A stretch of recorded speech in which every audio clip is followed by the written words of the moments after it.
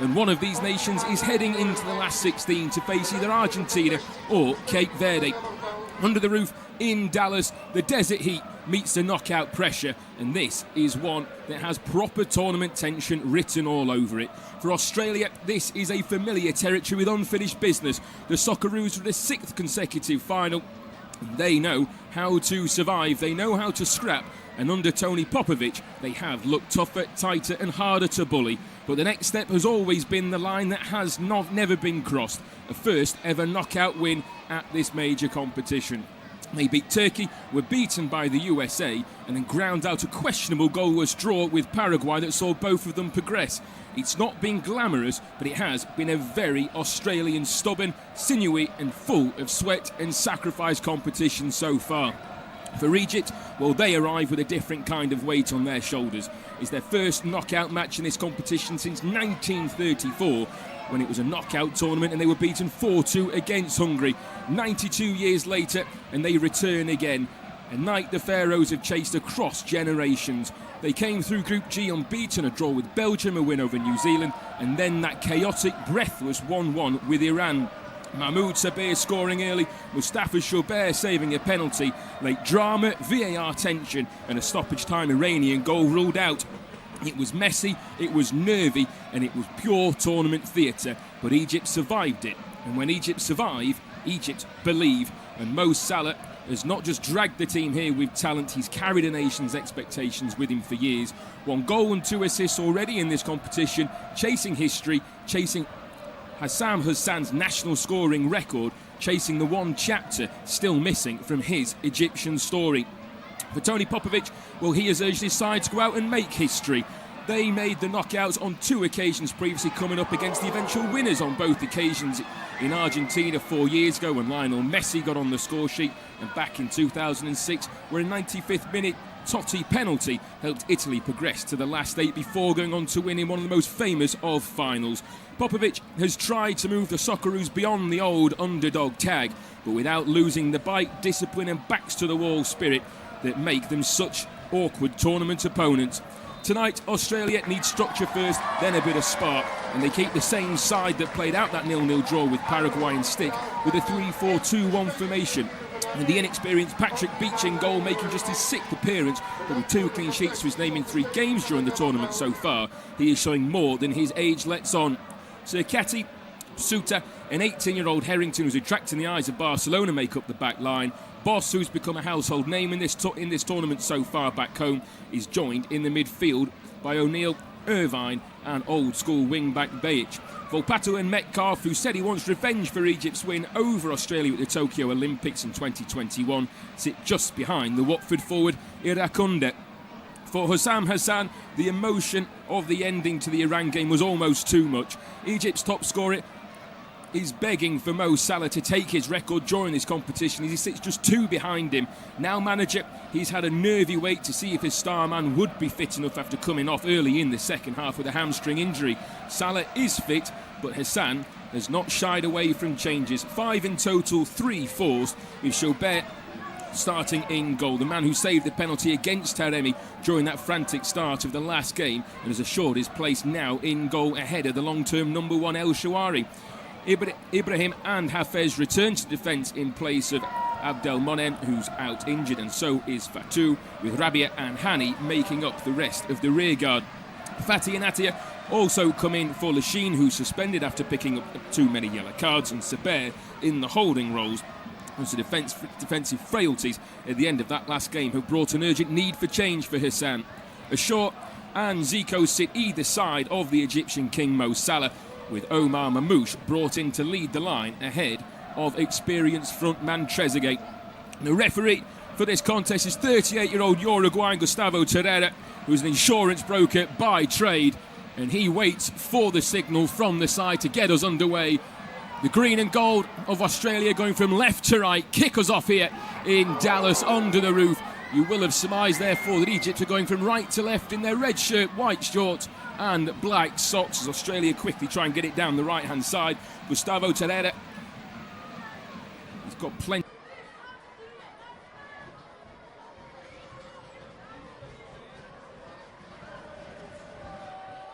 the no-nonsense ref is hoping to keep his cards in his pocket, something he very rarely does.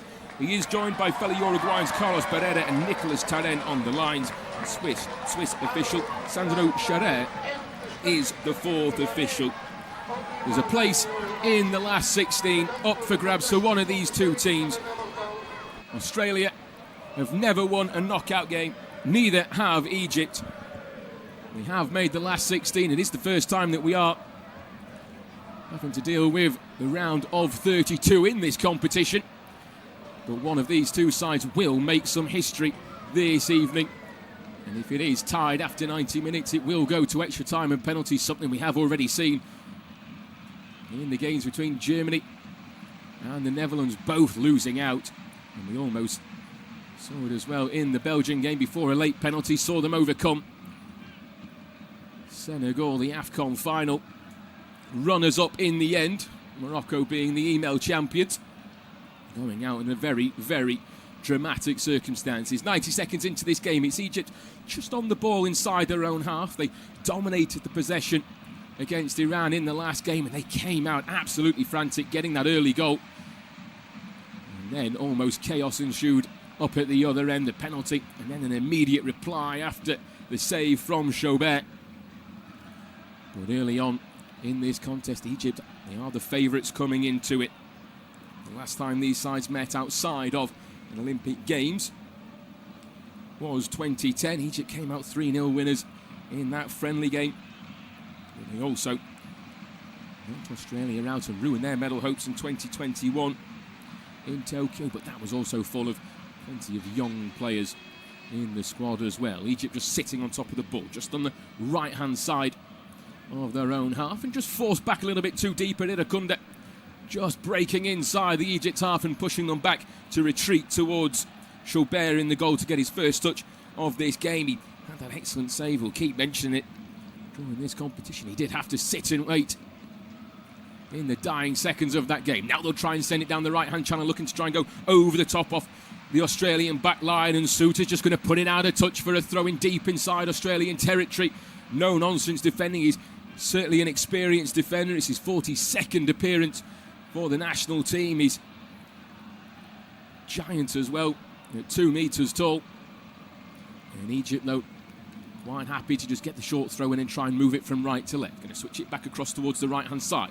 Early cross, trying to see it in towards Zico on the far right-hand side of the penalty area, but his cushioned chest down, can't quite find his man. The long ball looking towards Irakunda. Sits down nicely for Egypt, then the second ball falls in towards the midfield for Australia, just looking to get themselves over the top, and he goes all the way back towards Chaubert, who gets his feet in a muddle, and in the end he's just going to put it out of touch over on the far side of the pitch. He was waiting for it just to drop inside his penalty area. He realised it wasn't coming. Irakunda had already stopped trying to challenge him. And if the Watford forward, who scored against Turkey earlier on in the competition, the man born in Tanzania in a refugee camp, had carried on his run,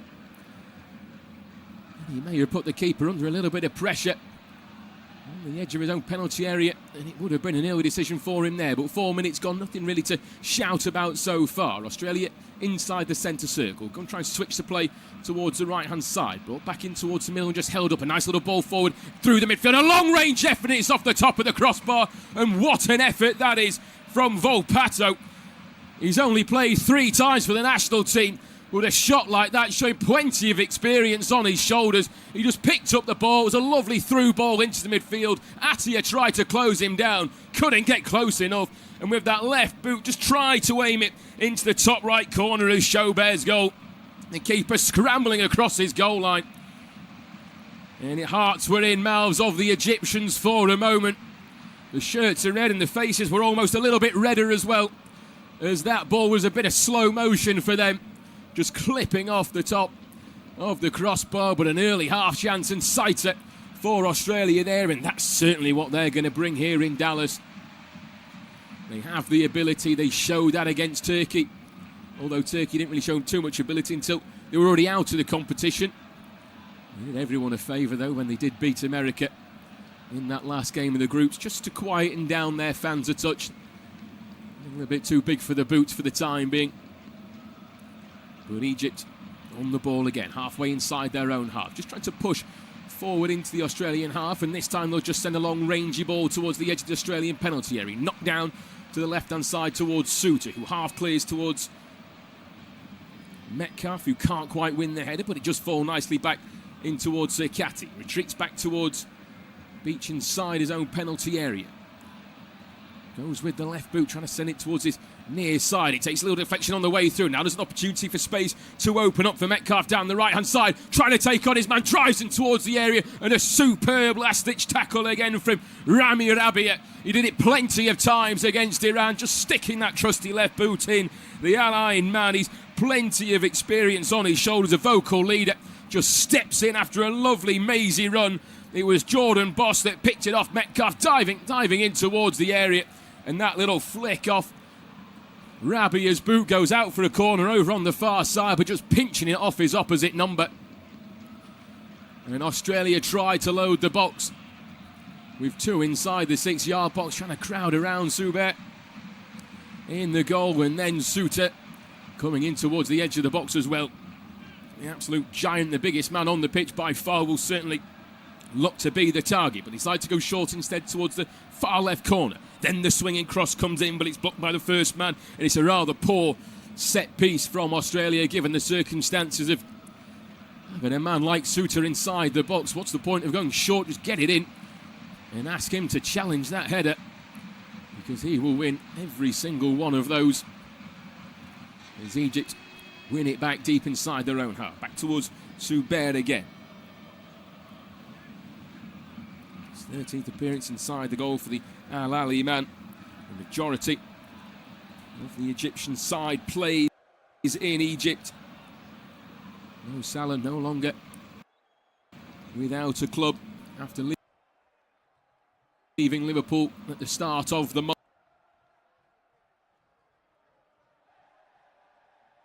He is now waiting to see where he might go, whether that could well be here in America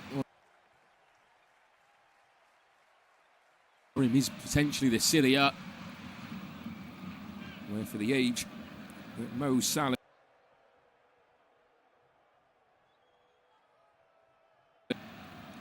but over on the right hand side it's with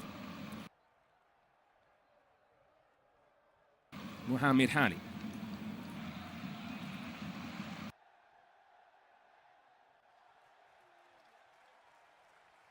Moves across towards the right hand side to bring in Hamdi Fati.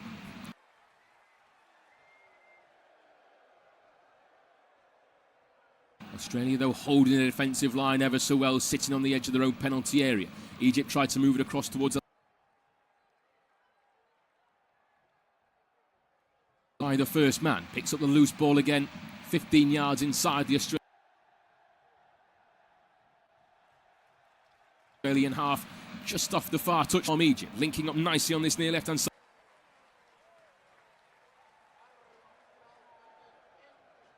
with Hafez. Tries to go in for the run and return pass, but can't quite get through.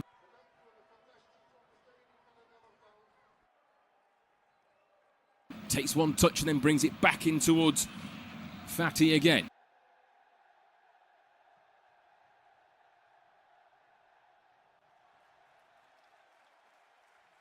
His pass is a bit of a lunge from Hani, gave the ball away, then tried to win it back, and in doing so just took a promotion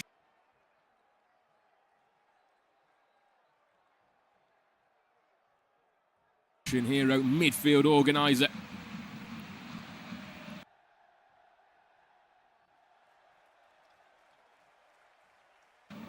Not too sure what that says about him. Being Australia, could say very, very many things. 10 minutes got pictures. But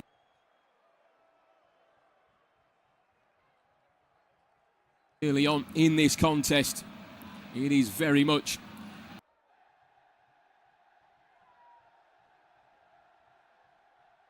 far, trying to get it down the right-hand channel. A little bit of a poor touch from Volpato, but he manages to win it back and then loses out. In contest is this one. There's not a lot to really separate them.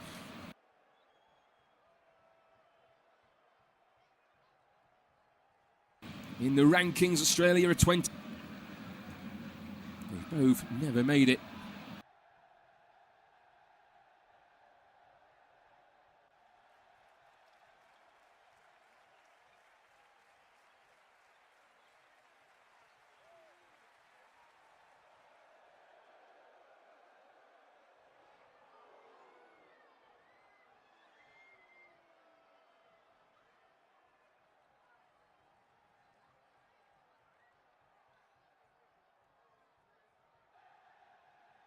Penalty for Italy back in 2006.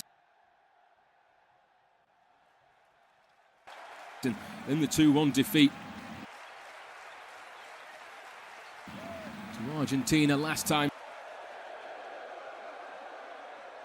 in that tournament.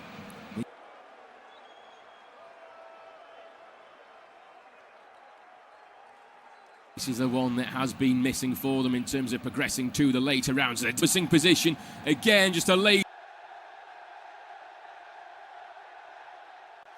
challenge that came in on Zico. Just managed to get that nerve in and goes down a little bit. Harry Kane against DR Congo, but this time with it being outside the arms in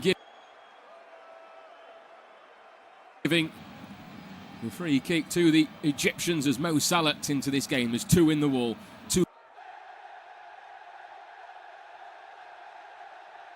yards off the left-hand side of the penalty area. The angle is thrust this as well. Emmanuel Shaw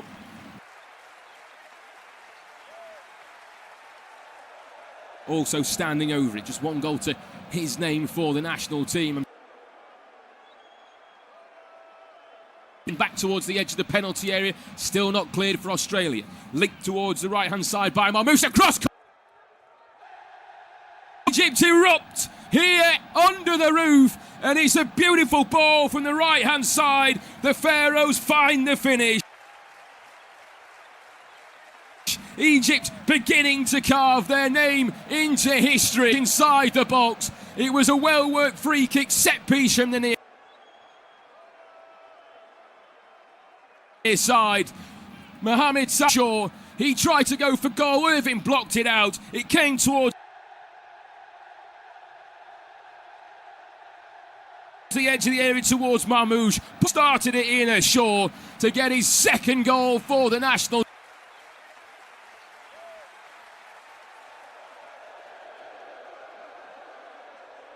team. Kept himself just on the header into the bottom right-hand corner of Patrick Beach's goal, and Egypt lead by. They've started brightly here as well. They've controlled the possession. They've controlled the. And be assured that Emmanuel Shaw has given Egypt the lead. Side's biggest ever night. Australian fans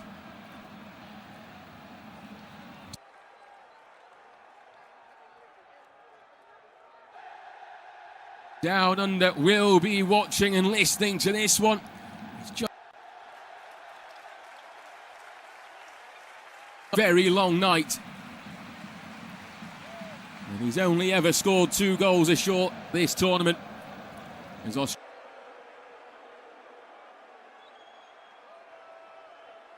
Australia tried to find an instant reply with Sakati trying to put a long throw in from this net, and then the snapshot from the left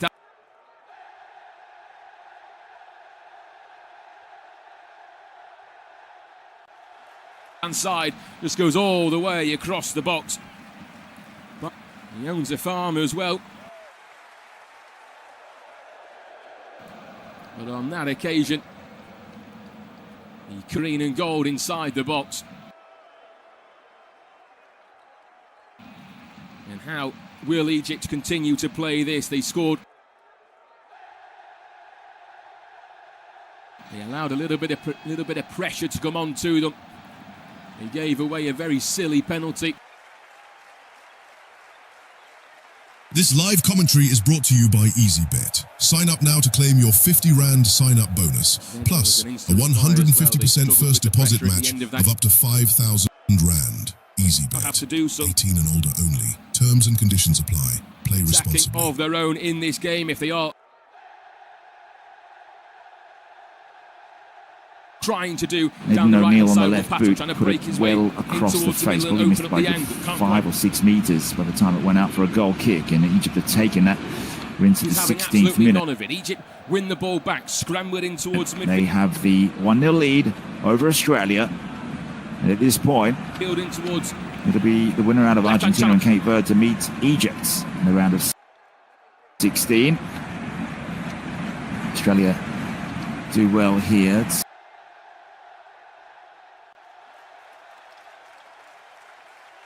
The Volpato, and it's decent defending from Hafez, who nearly took it away from Volpato. He goes down quite easily, wants a free kick. It's play on, and Egypt have it.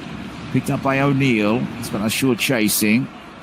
And Metcalf is harassed out on that left side. So Zico will come in. He'll work things out. Now Atia. It's a lovely ball over the top from Marmoush. Wants to take on the last defender. Can he get the shot away? Indeed he did. It hit Suta square in the face, and that was going top corner. I'm not sure Patrick Beach would have saved that had it made its way past Suta. But that was a crucial intervention. Australia just need to calm their nerves now. They had 2 decent opportunities early on. Volpato hitting the crossbar. He's on the ball now, still in his own half. Tries one over the top for Iran Kunda. Got 2 to beat. No one's there to help him. And back comes side of that double pivot. Fatih on the right side. And Fatih previously with Al Ali, of course. Atia currently with Al Ati. And Hafez back on the ball on the halfway line, left side. Volpato comes towards him, shepherds him. It'll go back for Rabia. 48 cap for Rami Rabia. His 4th appearance in this World Cup. Atia, no real urgency for Egypt to get forward. They had that goal, if you just joined us, Egypt leading Australia in Dallas, in Arlington. Nasser Ibrahim back to his goalkeeper. And Australia have to just get their momentum and rhythm going. Super cross from Hafez from the right side of the pitch. Found its way to the back post in front of the left post. That is, with Egypt going from right to left. Sutar leaves it for Patrick Beach. Zico and Sutar went into battle. Good tussle there. Harrington, the teenager, who is in for was it cap number 6 today. 2nd appearance in this World Cup, and big raps on him. Apparently he's wanted by Barcelona. He's on the ball now, brings it forward with 3 or 4 touches. Bit of space. Inside it goes for O'Neill. Now Irvine. They're the 2 centre midfielders for Tony Popovic in Australia. Harrington back into the middle for Suta. Vertical pass. Irvine. Iran Kunda with his back to goal, 40 yards away, can find Metcalf.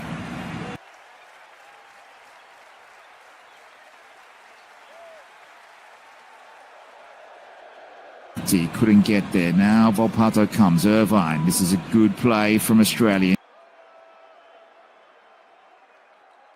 Into that right corner. I think it's come off Rabia. Australia won a corner. And I think Egypt are going to have a goal kick.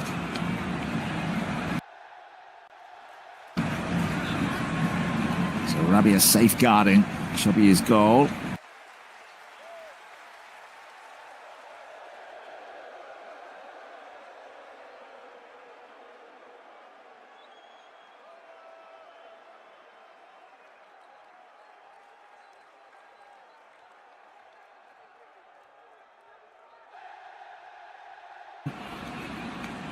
Six players in the Egyptian squad play abroad. The rest come from the Egyptian league. So that is testament to the quality of what they have in terms of homegrown talent, and they like to play there and stay there. As for Australia, they have 5 players from the A-League in this squad. in this starting 11. He's the goalkeeper, Patrick Beach from Melbourne City, currently there. And that is it. Everyone else playing in Europe. Apart from Aidan O'Neill, that is, he plays in the MLS. New York City player. And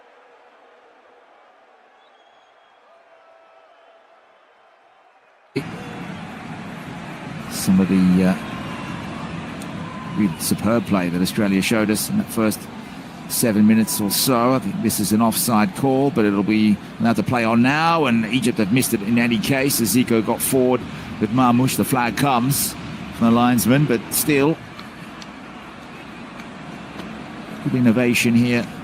It was a first-time pass over the top, and that pass came from Hamdi Fati around the back of Harrington, but Australia kept that flat line, and they survived this because even if it did go in, it would have been ruled offside. Chidkati. Australia are desperate for goals. We'll see their tall timber get forward at set pieces, surely. There's some good players on the bench as well as Volpato. He took a touch and in the process got the ball first, but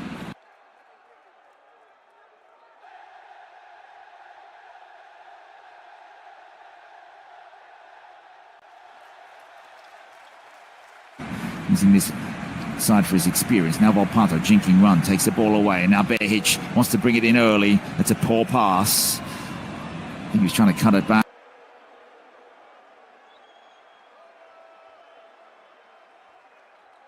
Ashur, Egypt's goal scorer today, so there'll be an Australian corner coming in from the left side. 22nd minute of this game, nearly at that halfway stage of the first half, calling them quarters. So Volpato.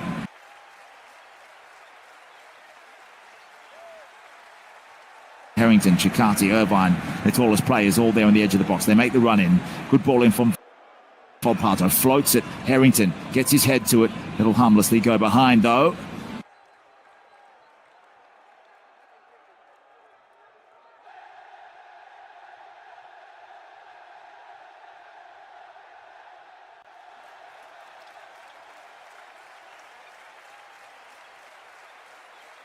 Duration break, and have a chance to go through as well of Barcelona. Some of the stats.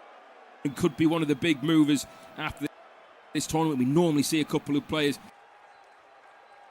years ago after Brazil in 2014. Iracunda and Volpato as well, with Irvine remaining that midfield conscience.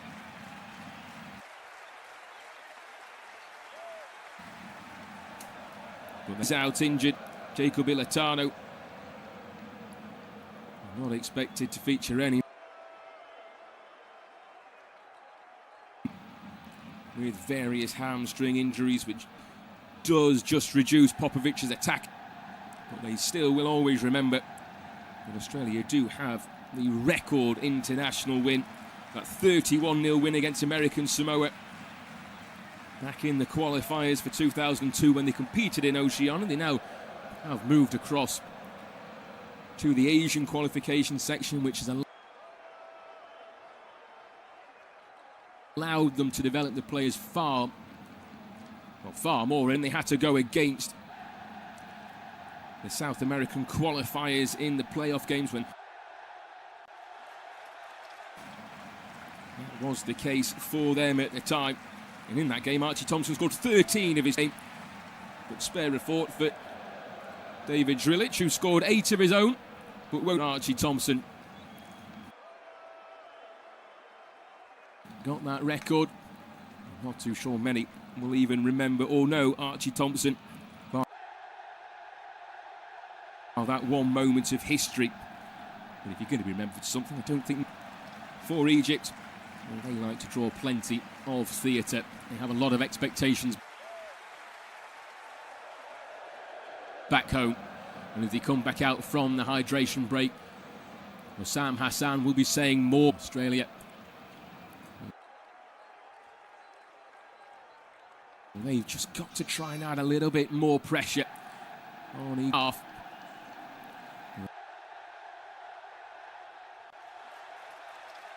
Allowing them to pick the passes, moving it from left to right fairly well with some of the balls. But it was a long rangy ball that we are back underway here. 26 minutes gone.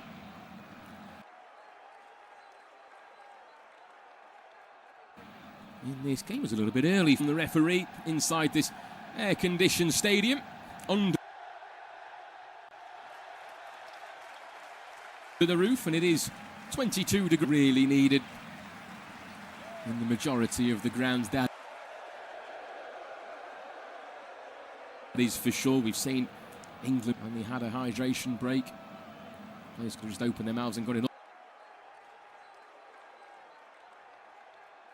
hydration that day. No rocking as well, as Australia with a throw in halfway inside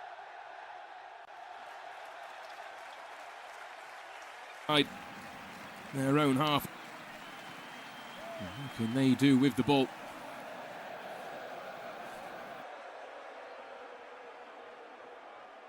And the remainder of this first half, in which there is still plenty of time for them to make their way back into it. They're trying to stride.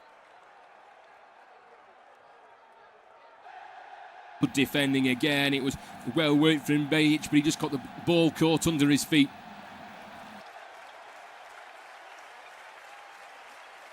The referee starts to count down on the throw. One of the rules that I am rather pleased has come in, but Arsenal under a little bit of pressure. We also saw it in the Champions League final as well. The slow play of Saka to take the corner kick just before the end of the first time libation.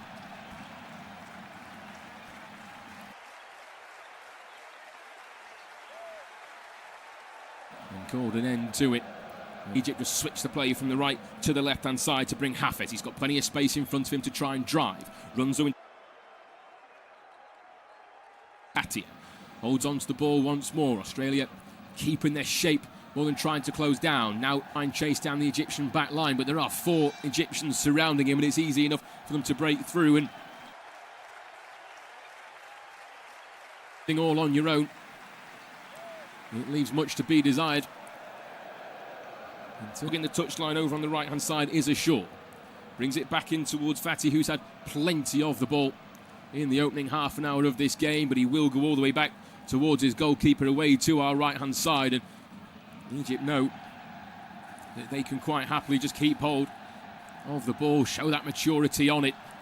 But on that occasion, they've just taken the words out of their mouth and just thrown it straight out of play over on the far side, level with the edge of the Aussie penalty area. And Bates will come across to take the throw in deep inside his own territory. There he is, trying to make about 10-15 yards down that left-hand line. The referee not pushing him back just yet. Gets the throw in and takes it short, nicely in towards Aidan O'Neill. Returns it back towards the throw-in taker, who then goes towards Irakunda, who gets his feet all in a muddle, and it goes out for a thrown over on the far side. He's got 6 in 18 for the national team. Scored just 4 in 40 for Watford in the Championship last season. He is lightning fast though, and he can provide explosive moments when it really matters. A long ball looks towards Mamouche on this left-hand side, and unless he's Usain Bolt in his prime, he won't quite catch up to that one as it goes out for an Australian goal kick. Half an hour then gone in this game. Egypt lead by a goal to nil. It's going to be history no matter what for one of these two sides. Egypt fully in the ascendancy.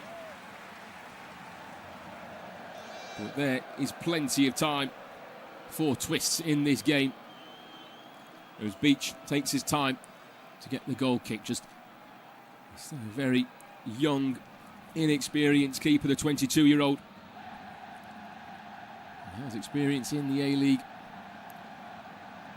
but in a competition of this magnitude, sometimes the likes of Matty Ryan are better placed, but so far he has been fairly decent in a few of the games. Beach, when it comes to the big question and the big ties in the knockout stage. Who do you want in there? And that might be a question on the Australians' lips so far, but they have had a good tournament so far. Almost given away with a lazy pass from Egypt, going back in towards the centre half of Rabia. Tries to then swing it towards the right-hand side, given away to Irakunda, who then goes down halfway inside the Egypt half as he just tried to turn his man and wins a free kick for Australia. As Hani just clears him out and then stays on the ground himself. Hoping to try and get away with one more than anything else. It was a lazy challenge that came in. Sorry, it wasn't Hani, it was Ibrahim who came across his man. And then Hani went down as he tried to jump over the challenge of Irakunda and just took a little bit of a boot towards the back of his right calf. But maybe milking it more than anything else. But when you do have to go off with the physio coming on, one of the rules is you will have to wait for a minute or so. And that does mean Australia will have an opportunity to put the ball into the box and threaten the Egyptian goal, with Egypt down to 10 men for the time being. And the replay that they have shown, they have just left that leg up a little bit. He had absolutely no idea, though, that Mohamed Hani was coming across. He was excellent against Iran on that right-hand side of the defence, the 30-year-old. And he is back to his feet, but just limping a little bit and just holding on to that right calf of his. There's a couple of Egyptian players do just start to warm up. Abdel Magouid is a defender on the bench, as is Tarak Allah, but they are very, very limited in terms of defensive players on the bench, Egypt.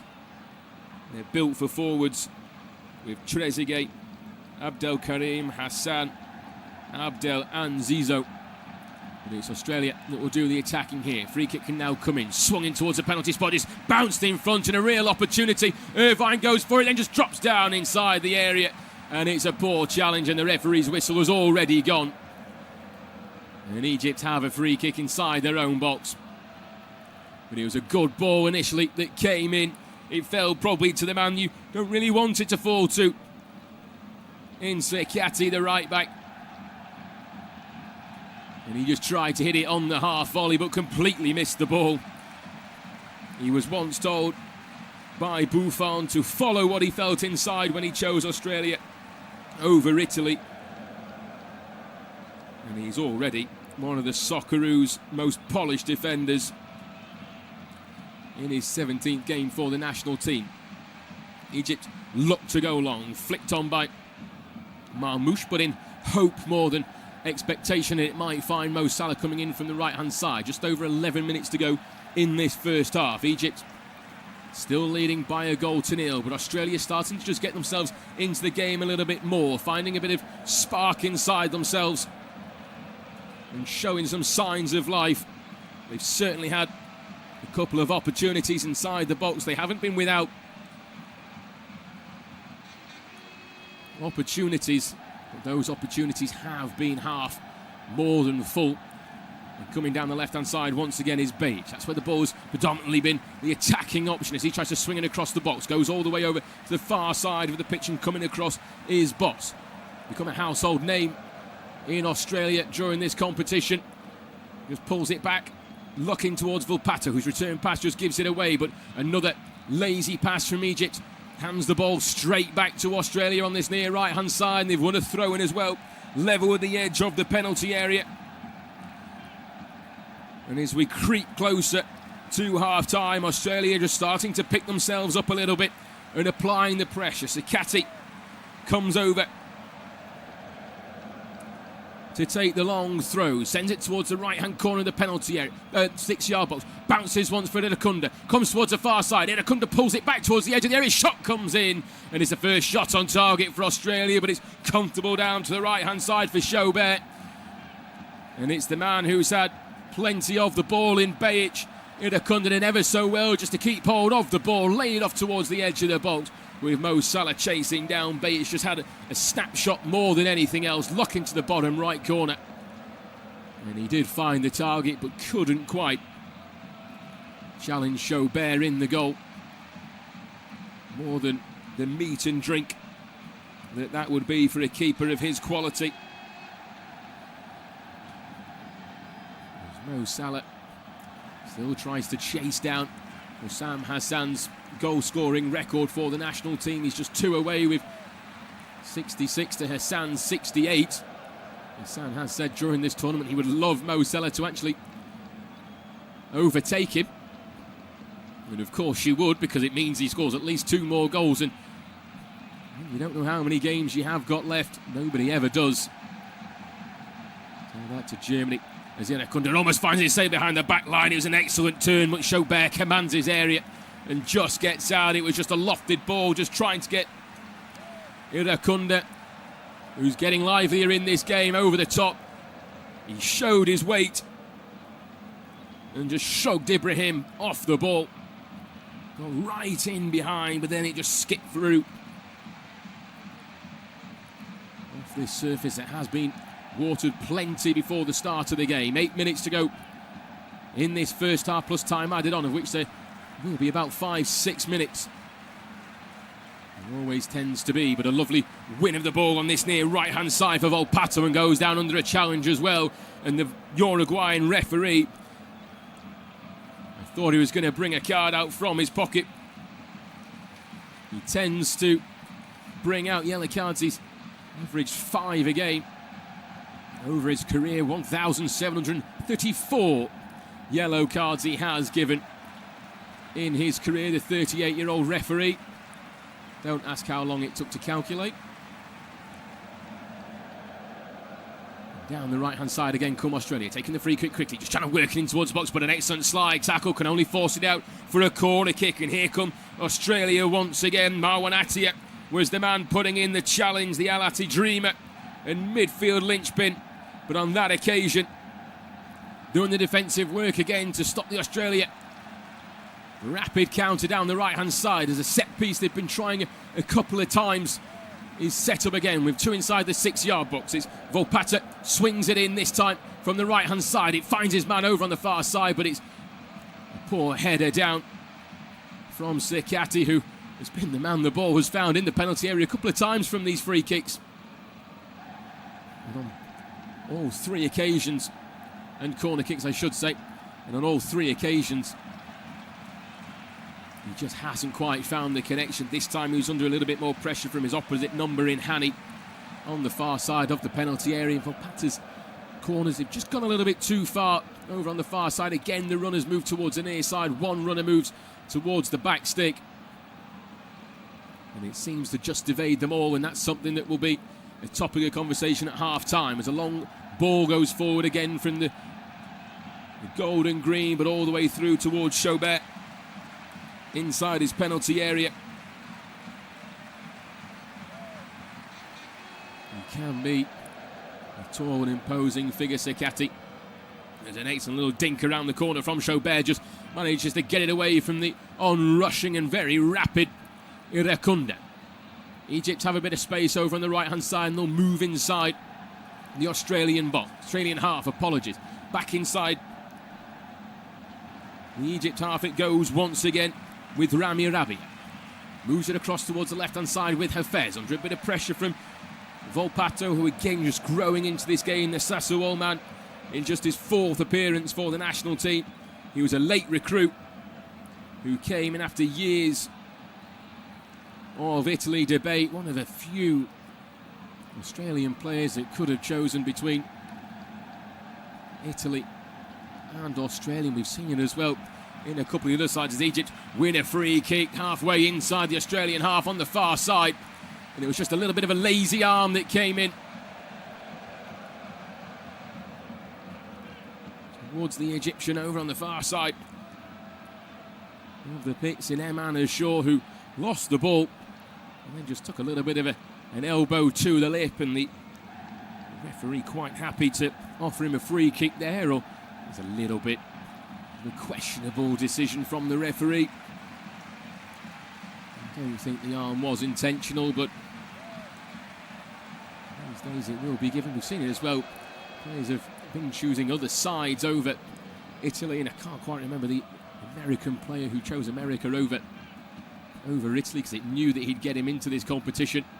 I'll have a better chance. Italy have missed out on the last three. Some of those big sides, Germany, haven't won a knockout game since they won the tournament in 2014. But Egypt here trying to win their first, as is Australia, but it's Egypt currently winning by a goal to nil. 4 minutes to go before the end of the first half. It's Mo Salah again standing over it with Ashour.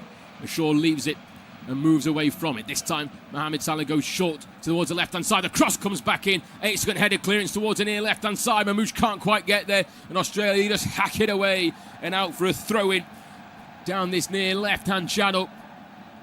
And in the end, it's actually gone out for a goal kick. The linesman said over on the far side, but it's another set piece. Well worked from Mo Salah. Instead of crossing it in the box himself, he's pulled it back to the left-hand side, this time towards Hamzi Fati, whose first time cross just looked towards the far side of the Australian box. It was knocked away nicely by Jackson Irvine, getting there ahead of the on-rushing Egyptian frontmen. And Australia dealing with that defensively very, very well, but need to do something up the other end of the pitch in what has been a rather even contest inside this first half between two very, very close-knit sides. In all of the stats, the facts, and everything you want to bring before the start of the game, Egypt came in as the favourites, but I would question that just a little bit in terms of the momentum Australia have had through some of their games, especially the performance they put up against Turkey as a challenge goes in inside the Egyptian half. And the free kick goes Egypt's way, and it's Yasser Ibrahim, who this time just pushed down Irakunda just in front of him, and then the trailing leg just caught the back left heel of the Egyptian player, who goes down and just tries to slow the game down, and no physio needed, just a little bit of time to wind down. I would potentially bring the rule in, and if you don't need the physio and you are near the side of a pitch, just get off the pitch and you can come back when you're ready, and you'll see plenty of players get back to their feet rather quickly, just like the throw-ins that need to be taken at pace. You will see plenty of changes, and the substitutes are made as well. How quickly players now have to get off the pitch with that 10-second rule. They've made some good changes for this tournament. Some rules still need to come in again as Australia tried to move it down this right-hand side. Just a little instep to just step across his man on the near side. Hafez and puts it out for a throw-in. Australia trying to take it quickly. 90 seconds plus time added on for Australia to try and find a way back into this game. Back with Sakati. Looking to go forward to Irakunda again. Just turned his man this time, but couldn't quite get hold of the ball. And it just squirms its way through towards Rabia, who leaves it for his goalkeeper. They'll pass it between themselves on the edge of their own penalty area. Looks to go long towards the left-hand side in towards Mamouche. It's touched a little bit heavy, but it falls kindly towards Mo Salah. One touch and then moves it across towards the right-hand side towards Alejandro Sakati once again. Just keeps hold of the ball and just tries to invite Holden Green just to come on to him, and then quickly moves it across towards Attia on this left-hand side. Egypt keeping hold of the ball at the end of what has been a fairly entertaining first half between these two sides. A late challenge goes in, but Mamouche sends it forward in towards Mo Salah, who just couldn't quite stretch for it. Halfway inside the Australian half. And maybe a few years ago, a year or two ago, he would have got hold of that when he doesn't quite have the legs as it goes out for an Egypt goal kick away to our right-hand side. And that will just bring the time down in Egypt's favour at the end of this first 45 minutes. And it will be 5 minutes added on by the Swiss fourth official, Shihab. And Chabert will certainly like to take his time as well with the goal kick. Just sends it forward, looking for Zico. Can't quite get the first ball, but the second ball, as it has done time and time again in this first half, falls to a man in red. Skipped down towards the left-hand side by Hafez into the path of Mamouche. Tries to then drive down the left-hand channel. Picks out Hafez, who continues his run towards the byline. Retreats back, though, towards Mamouche. Flick back in towards the middle, towards Ati, who sends the cross in again, looking for Mo Salah, whose little flick on just couldn't quite generate enough power or accuracy to challenge Beach in his goal. And it's comfortable for the goalkeeper, who always has to be alert when Mo Salah is lurking inside the penalty area. On that occasion, he came up trumps. Australia try send it down the right-hand side. Excellent little run from Volpato. Pulls it back onto his left. Tries to go for the curling shot. He clipped the top of the bar early inside this half, and on this occasion goes well wide of the goal, but you can't offer him too many opportunities cutting in from that right-hand side, coming on to his left. And just try to curl it around two defenders and the goalkeeper, but ends up going 5-6 yards wide of the right-hand post. And Hossam Hassan in the Egyptian dugout, just screaming instructions to his players as Australia try to find a way back in with 3 minutes to go in stoppage time at the end of this first half. It's with Irvine back inside the centre circle, ball back towards the giant of Sutar, in towards Sakati, back to Sutar once again, just moving it forward and under a challenge. The referee allows play to continue. Hasn't even played advantage for Australia there, but they'll keep hold of the ball and move it towards the left-hand side, just skipping past Mo Salah and linking up nicely with Harrington. Hasn't had too much to do on that left-hand side, but he does find a nice ball forward to just try and split the midfield of those in red. Comes back out towards Irving, then cross comes in from the right-hand side from Sakati once more, just can't quite find the pass, but it's picked up by Bejic. Pulled back 10 yards off the left-hand corner of the area in towards Erakunda, just got in between two defenders, but couldn't get enough onto it. I'm not sure who it came off last, but Shubir in the goal certainly won't care as it fell kindly to him in his 6-yard box, but for a moment hearts were in mouths once again for those in red,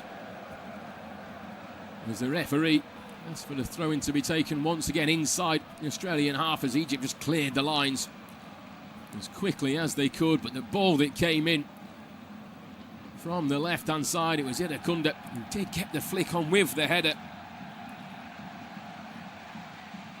The Egyptian defender rising highest just behind him again in Hafez, just to put him off, as it just bounces off him and kindly towards Joubert in the goal. But Australia trying to come again down this right-hand side.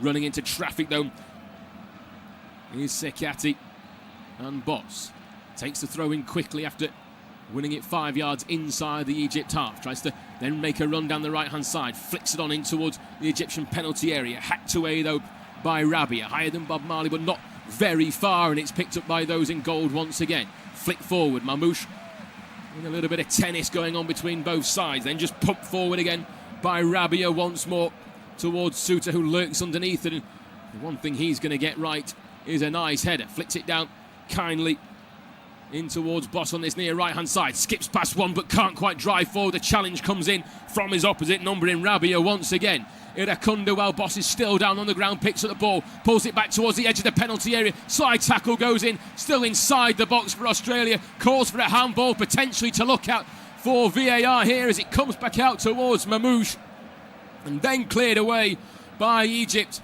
But it was Irvine who was calling for a penalty inside the box with 30 seconds to go. Australia still on the ball, 15 yards off the edge of the Egyptian penalty area, just trying to move it towards the left-hand side. All but one back for Egypt on the edge of their own box, but now they're going to make their way out as Boss is still down on the ground for Australia, but they're not bothered at the moment. They just want to get on with the game, and now they've been told by the referee to put it out of play, as Boss will need a little bit of treatment. And right at the end of the first half, it's what we saw in the last game against Iran. Just frantic under pressure. Egypt just about living with it though in the end of the first 45 minutes, and Boss, who we should have had a free kick on the near side, but referee playing advantage with Irakunda getting hold of the ball. It was a half opportunity for Australia, driving again towards the edge of the area. And getting themselves back into it for a brief period of the first half. Egypt had almost 70% possession.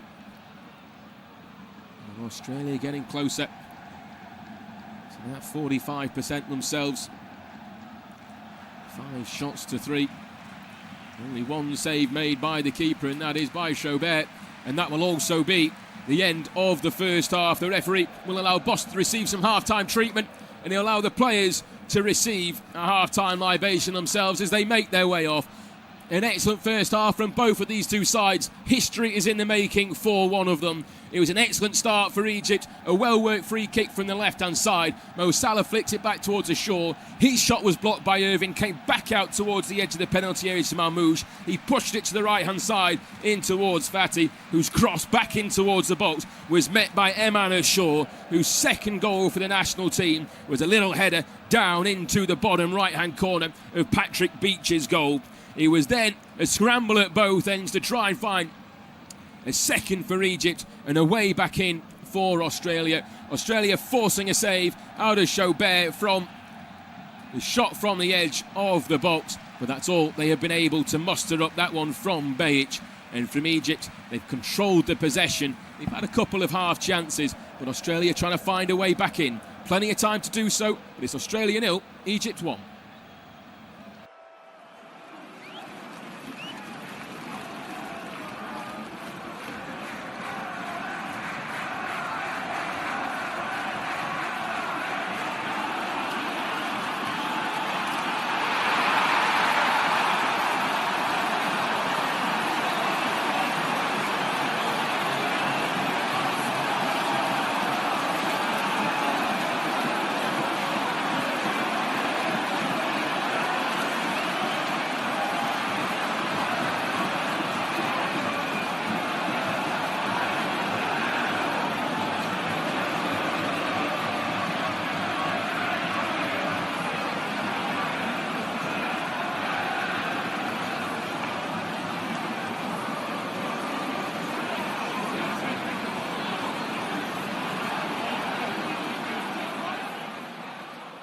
Remember to check out FootMob's social channels on Facebook, Instagram, Twitter and TikTok.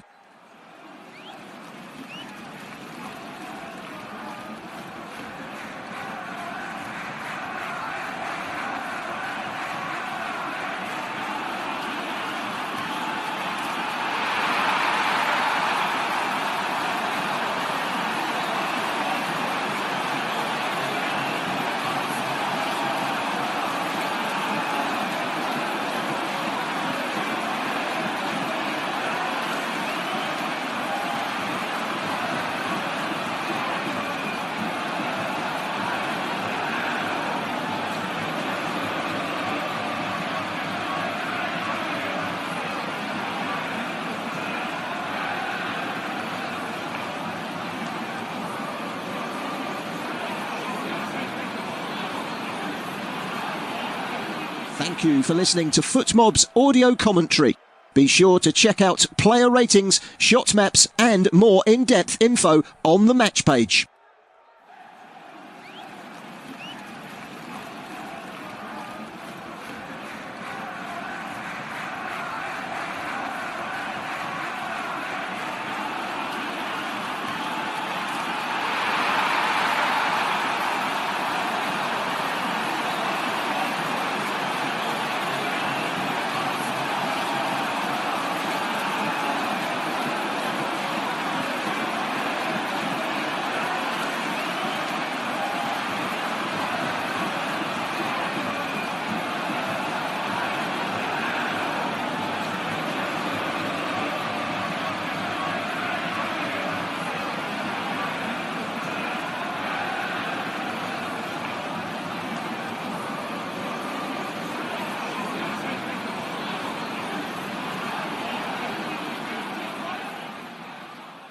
Remember to check out FootMob's social channels on Facebook, Instagram, Twitter and TikTok.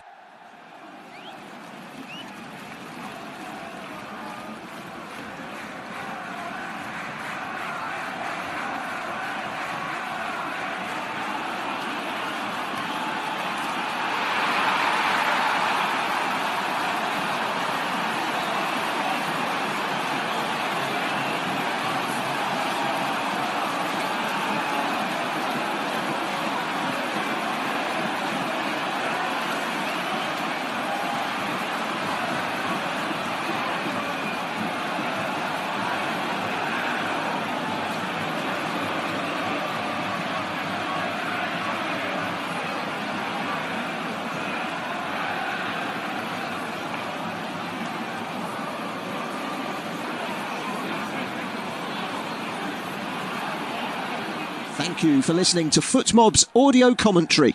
Be sure to check out player ratings, shot maps and more in-depth info on the match page.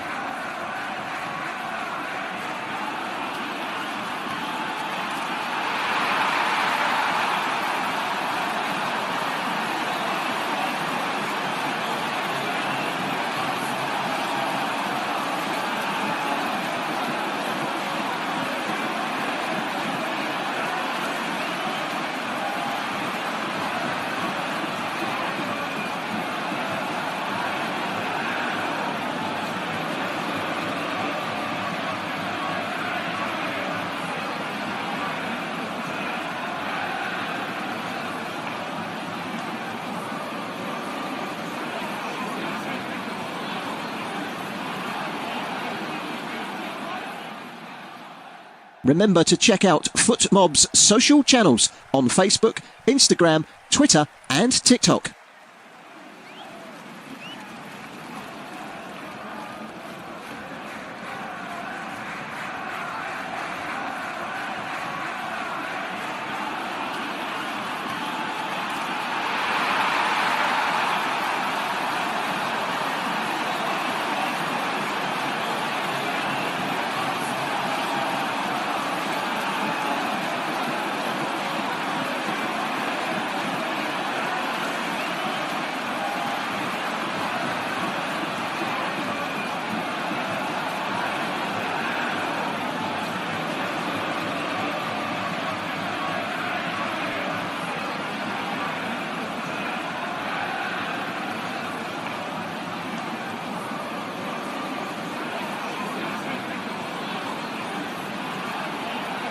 Thank you for listening to FootMob's audio commentary. Be sure to check out player ratings, shot maps and more in-depth info on the match page.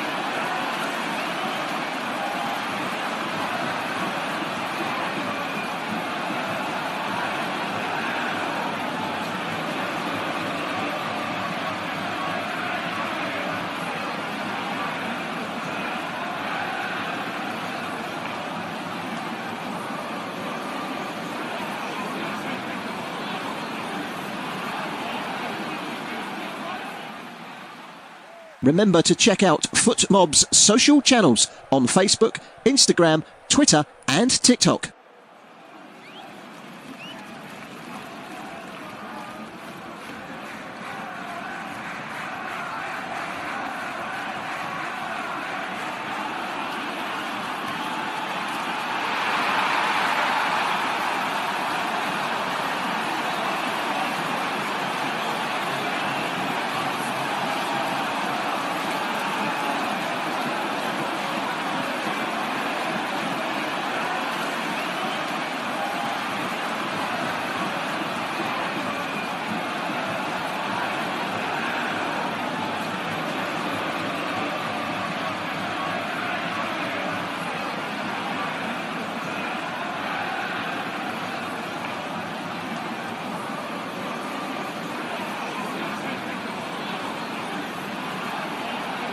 Thank you for listening to FootMob's audio commentary. Be sure to check out player ratings, shot maps and more in-depth info on the match page.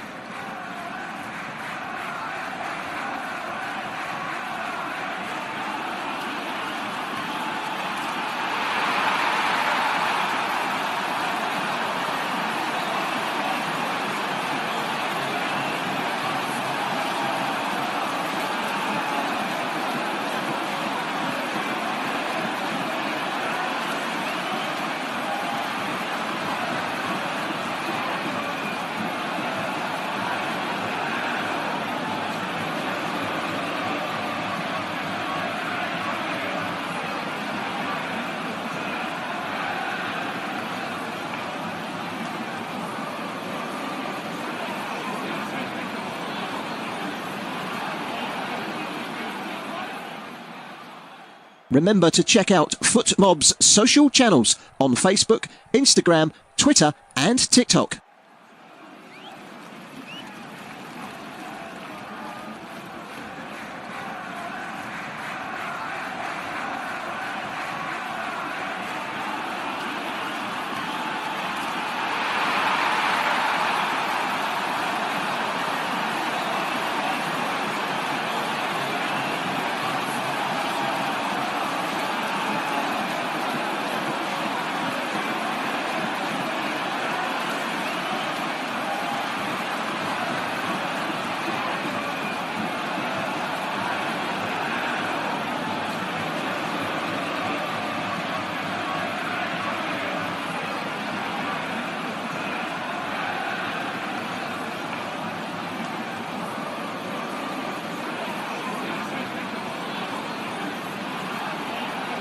Thank you for listening to FootMob's audio commentary. Be sure to check out player ratings, shot maps and more in-depth info on the match page.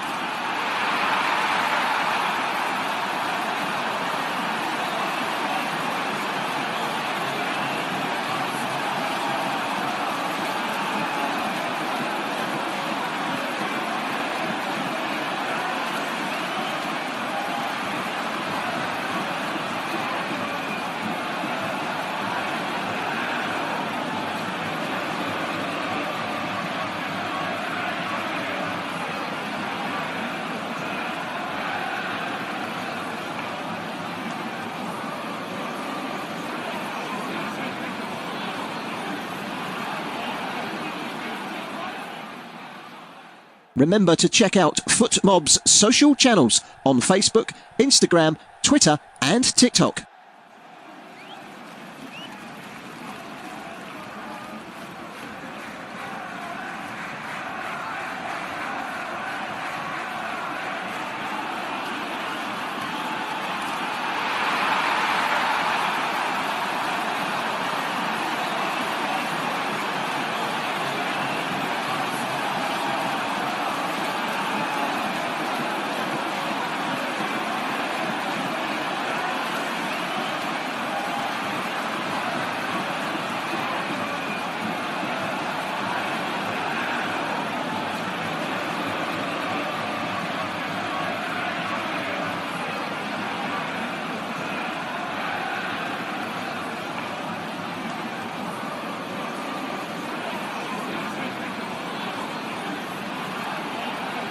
Thank you for listening to FootMob's audio commentary. Be sure to check out player ratings, shot maps and more in-depth info on the match page.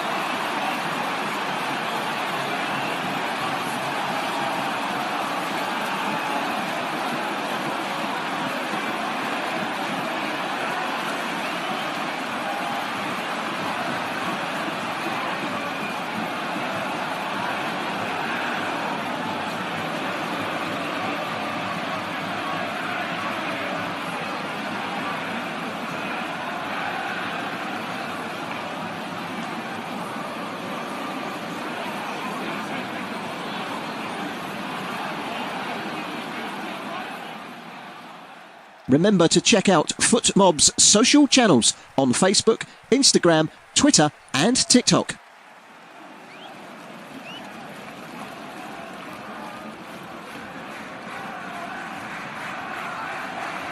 Welcome back all to the second half here in Dallas in Arlington.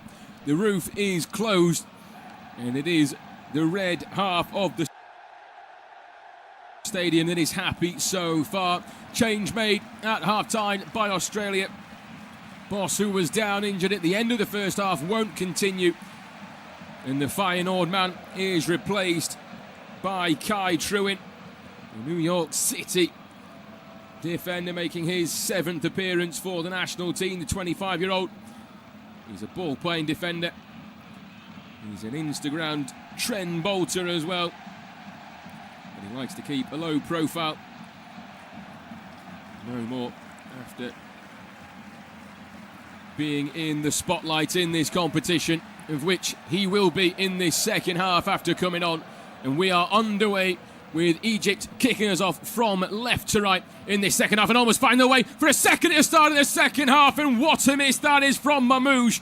10 seconds into the second half, straight from the kickoff. The through ball just cut open Australia. They weren't ready, they weren't prepared, and Mamouche found himself one-on-one with the goalkeeper and puts it wide by 2 yards of the left-hand post. And what a huge opportunity that was for Egypt to double their advantage at the start of this second 45. And Mamouche, who's never scored in this competition, found himself in a glorious opportunity, one we've seen him take time and time again in the Premier League and domestic competitions this season. And what a real opportunity that was at the start of the half. As Australia win a free kick 10 yards inside the Egypt half, and it allows us to go through the teams after a very, very frantic 60 seconds. So it'll be Beach in goal for Australia. Sakati, Suter and Harrington in the back three.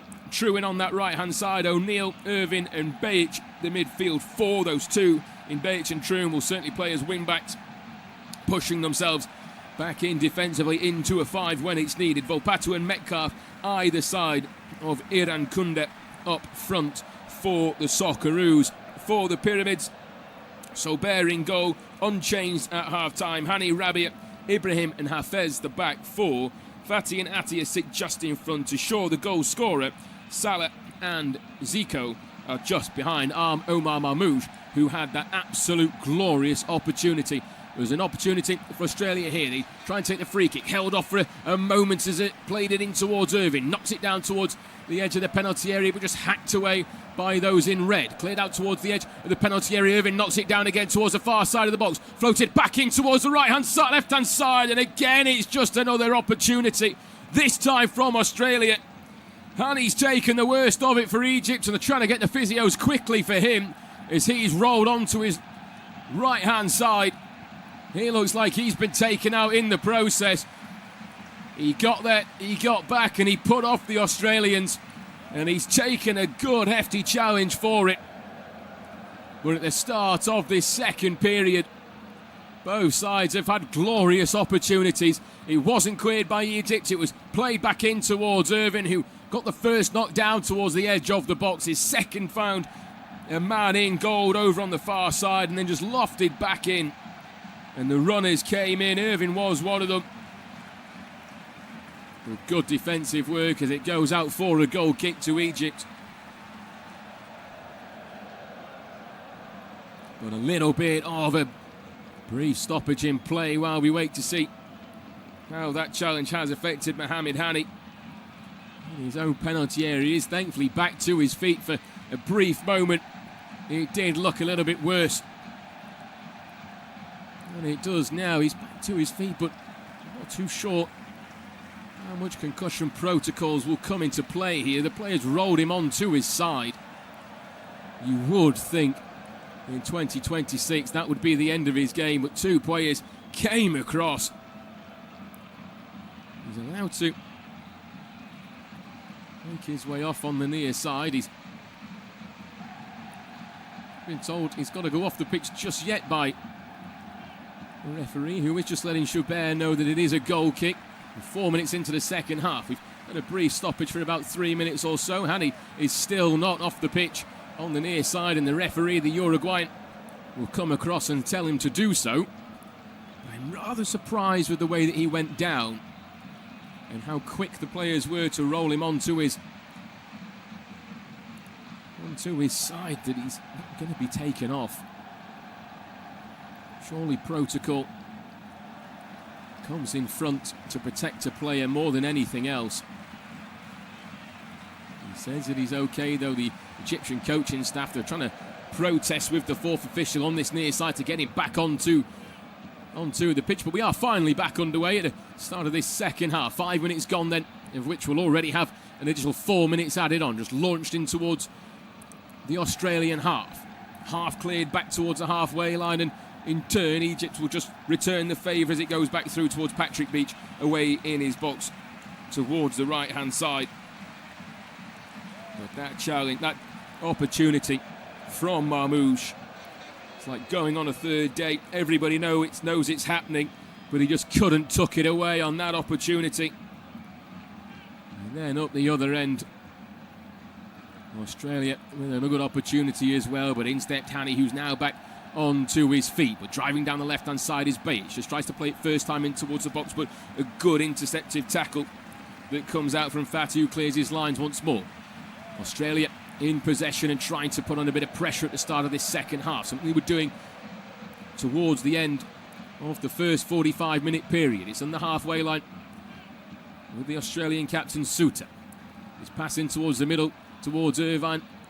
Not the best, and Irvine's return pass as well has him retreating back towards the edge of his own area over on the far right-hand side, and he's got his feet all in a muddle, and in the end he goes back towards safety in Patrick Beach inside his penalty area. And we've seen some exciting games in this round of 32. Switzerland getting through for the first time ever, beating Algeria by 2-0. Portugal scraping through in what was personally a horror VAR decision at the end of that game.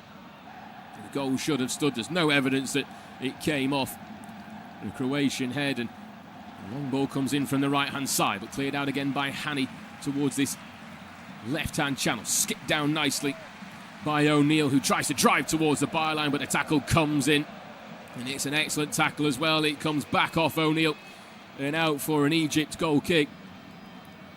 And out for a throw-in, in this near side. It will be an Egyptian throw, that is for sure, but it came off the man last in green and gold.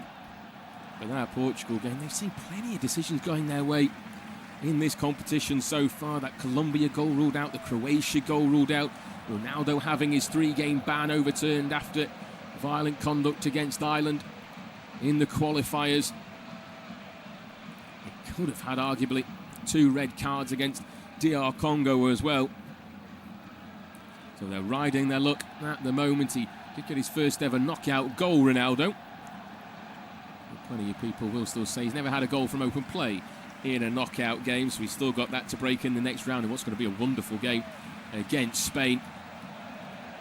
Against 2 countries that border each other on the west of Europe. Spain getting through after a comfortable 3-0 win against Austria. The USA beating Bosnia by 2-0 despite being down to 10 men, but don't ask Americans how they think that red card should have gone. Some people have been trying to protest to Donald Trump to pardon Balogun, to rescind the red card, but the lack of sort of understanding of the game is rather amusing. You can't even appeal a red card at this competition, never mind have a president pardon it, but I think that shows America more than it shows probably their understanding it anyway. But we'll swiftly move on. Belgium got through an exciting game against Senegal by 3-2. Driving down the left-hand side of Australia once more, and they'll win a free kick 10 yards off the edge of the left-hand side of the Egyptian penalty area. And it was again O'Neill who's moved across the left-hand side in this second half. Just tried to take on Zico, who waved his hand at him as he went down to say, "Get back to your feet." But the referee quite happy to give the free kick to the Socceroos. 9 minutes into the second half. An opportunity for Australia, who were certainly starting the second half better than they started the first. As it's the man who won the free kick standing over it once more. Just one in the wall in Mo Salah, trying to call over Mamouche to add a second, but he's pointing out to Volpato on the edge of the penalty area. But O'Neill stands over it, puts it in right foot, and it goes all the way through with a flick on. And Australia restore parity. And he's the captain from the back to the front. The big man, Suter, plucks it out the sky and sends it into the goal. And the green and gold have grit in the Texas heat.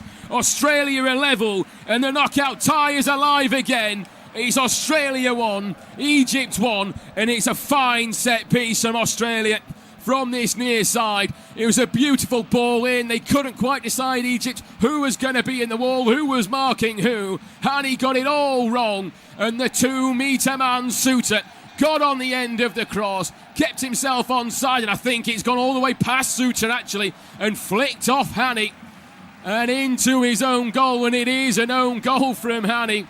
The man who I think probably should have been taken off for concussion protocols moments ago has ended up putting the ball into his own net. In Australia, and those fans in delirium in Dallas in the stands will not care one jot. Their side are level. They have a knockout goal, and they sense momentum as well. It's Australia 1, Egypt 1, and it's game on in Dallas. And Egypt, who tend to start halves fairly well,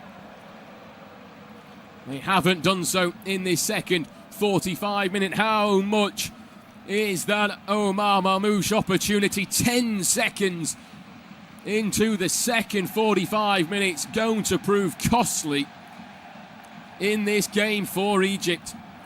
It certainly woke up the Socceroos. It certainly allowed them an opportunity. They sense momentum, and they've taken it with both hands. The ball from O'Neill from the left-hand side, swung in. Remember, if it's tied after 90 minutes, we go to 30 minutes of extra time. We've seen that a couple of times. We've also seen fair few late goals as well. England with the late turnaround against the DR Congo. Is an Englishman. That was quite a difficult game to watch. It's the longest that they've actually played in this competition before having a shot. Jude Bellingham's 30th minute effort was the latest they've gone into a game in all the competitions they've played, or all the iterations of the competition they've played over the years. And it's the one thing they struggle to do, is break down sides that like to sit and park the bus, or as it tends to known these days, the low block. I really don't like that phrase. Just call it parking the bus, call it what it is. It's great defending, I'll give it that. Ghana did it, Panama did it. We've seen other teams do it. Cape Verde, Curacao have done it in some games as well. We've seen some of these sides that you, before the competition started, you would expect not to have done too well, but some have done brilliantly well. Cape Verde have become the masters of it. And can they do it again? Later on this evening as well, the game after this is Argentina against Cape Verde. I don't think we've seen a more one-sided game ever at this major competition. And then the final round of 32 game is Colombia-Ghana.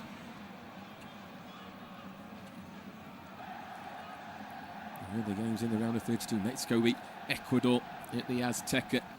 All that about it being at altitude and 2 losses in 88 games. Well, yes, they have only had 2 losses in the 88 games, but have a look at the teams that they have beaten. 2 of them are under 23 sides, and 8 of them are Jamaica, 8 are El Salvador.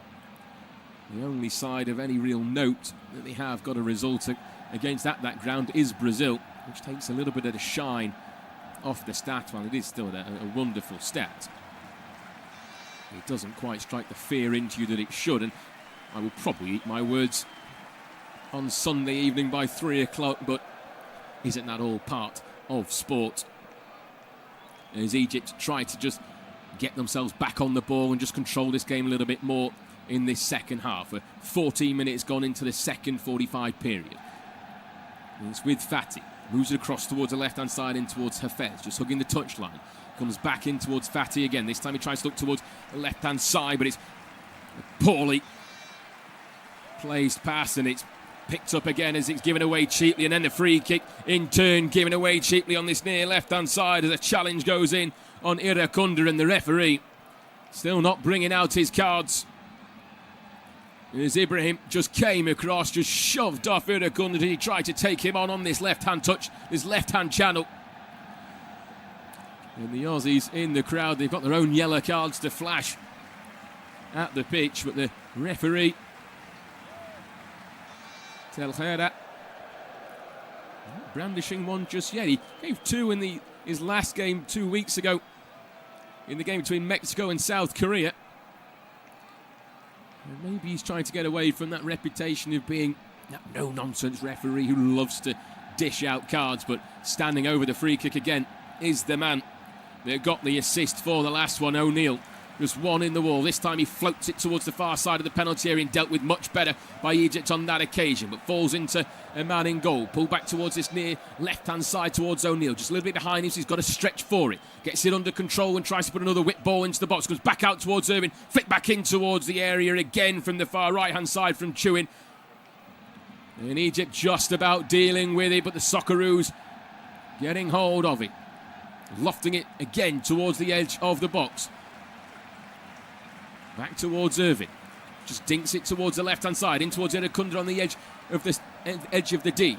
Pulls it across towards the left again, trying to bring Metcalf into play. Comes back out towards Erekunda, who tries to strike it, but two Egyptian players are gathered around him and stopping the opportunity. And as the ball comes out, Mo Salah will win a free kick for the Egyptians, and they will have a bit of a reprieve after a brief spell of Australian pressure away to the left-hand side. But once again, Australia looking the more likely now in this second half to try to find a second.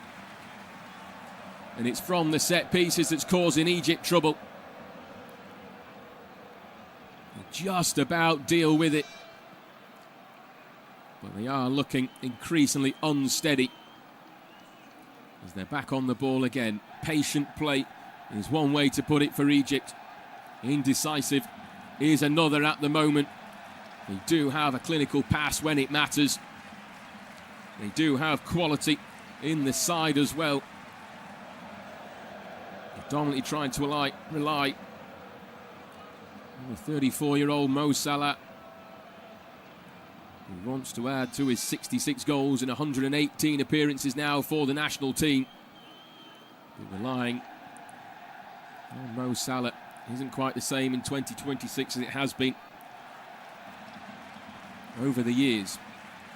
In the centre circle, just to the right-hand side of it, is Rabia.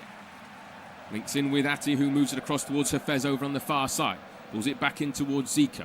Just trying to creep their way forward and probe the flanks. And now down the right-hand side again. A lovely little ball in towards Mo Salah on the right-hand side of the penalty area. Has to retreat back towards Hani, who then, the flag goes up on Mo Salah. It looked rather tight as he broke in behind the back line. It was the big man of Harrington who just managed to step forward and put Mo Salah offside. But it was the right idea on that occasion from Egypt. But again, maybe just a little bit lazy from their perspective. Sam Hassan might have a couple of decisions to make in this second half. Australia made a change at half-time with Boss having to come off injured at half-time. But who will blink first in terms of trying to change strategy in this second period? Flick forward by Irvin, pushed towards the right-hand side, in towards Truitt. Takes it with the knee and then just brings it to the halfway line inside the centre circle again towards Suter. Keeps it going across the left towards Harrington, who then points it straight back towards Suter again, who goes back towards Beach inside his own penalty area and moves it across towards the right-hand side. And we've got plenty more exciting games apart from the two coming up later this afternoon and this evening, or even during the daytime, depending if you are in Australia or New Zealand. It's 5:25 in the morning on the east coast of Australia. It's 2 in Dallas, and it will be Egypt who will look to blink first. In the dugout was Sam Hassan. Readies the reinforcements on the touchline. And for the time being, Australia still have the ball in their possession. It looks to be Hassim Hassan might make his way on for Egypt. And we'll let you know those changes when the ball does go out in a moment or two. But for Australia, they're just keeping hold of it, moving it across towards the left-hand side. Rather fortunate that the misplaced pass just goes behind the back of Mo Salah. to find Metcalf. He comes back towards the captain, Suter. Nice little ball in towards the midfield, but a poor touch. Just gives it away towards Egypt, and then they'll pick up the loose ball. Go back towards the centre half, though, of Ibrahim Rabiot, and moves it across towards Hani on the right-hand side. Again, just tries to stride forward, then under a little bit of pressure. Moves it back again towards the centre halves of Rabiot once more. Faith 5 yards inside his own half, flicks it back in towards Ati. Tried to look back and then decided actually I'm going to move forward with as he turns towards his right hand side. Remember, you can watch this game through your local network provider. They'll bring you the pictures, we can bring you the sound. As it's with Atia once more. 20 minutes gone in this second half. We're moments away again on the second hydration breaks. A loose pass is picked up nicely by the Egyptians over on the far side, and striding forward down the left-hand side with the bright yellow boots, and it played back in towards Mo Salah, who couldn't quite angle himself as the ball came in. I think he thought it was going to be a shot from Zico over on the far side as he was charging forward. Hani tries to put another ball back in with the early cross, but it's cleared out from the edge of the penalty area. Knocked down nicely by Fatty again, sorry, towards Hafez, who had that shot moments ago over on the left-hand side. Pulls it back in towards the middle to Fatty. Cross towards Atia, who's now playing on the right-hand side of that too. Hani. Atia again, plays it towards the edge of the penalty area, comes back out towards the edge of the box, towards the shore. 2 goals for him in this tournament so far, trying to lock potentially for a third. Decides to pass it down the right-hand side, and the cross from Hani's just about dealt with by Australia, and Hani's closing it down, and it comes off him and goes out of play on this near side, and now the changes will be made. And it will be Hossam Abdelmajid who comes on, and Hussein Hassan also making their way on. Hamdi Fatty makes his way off for Hossam.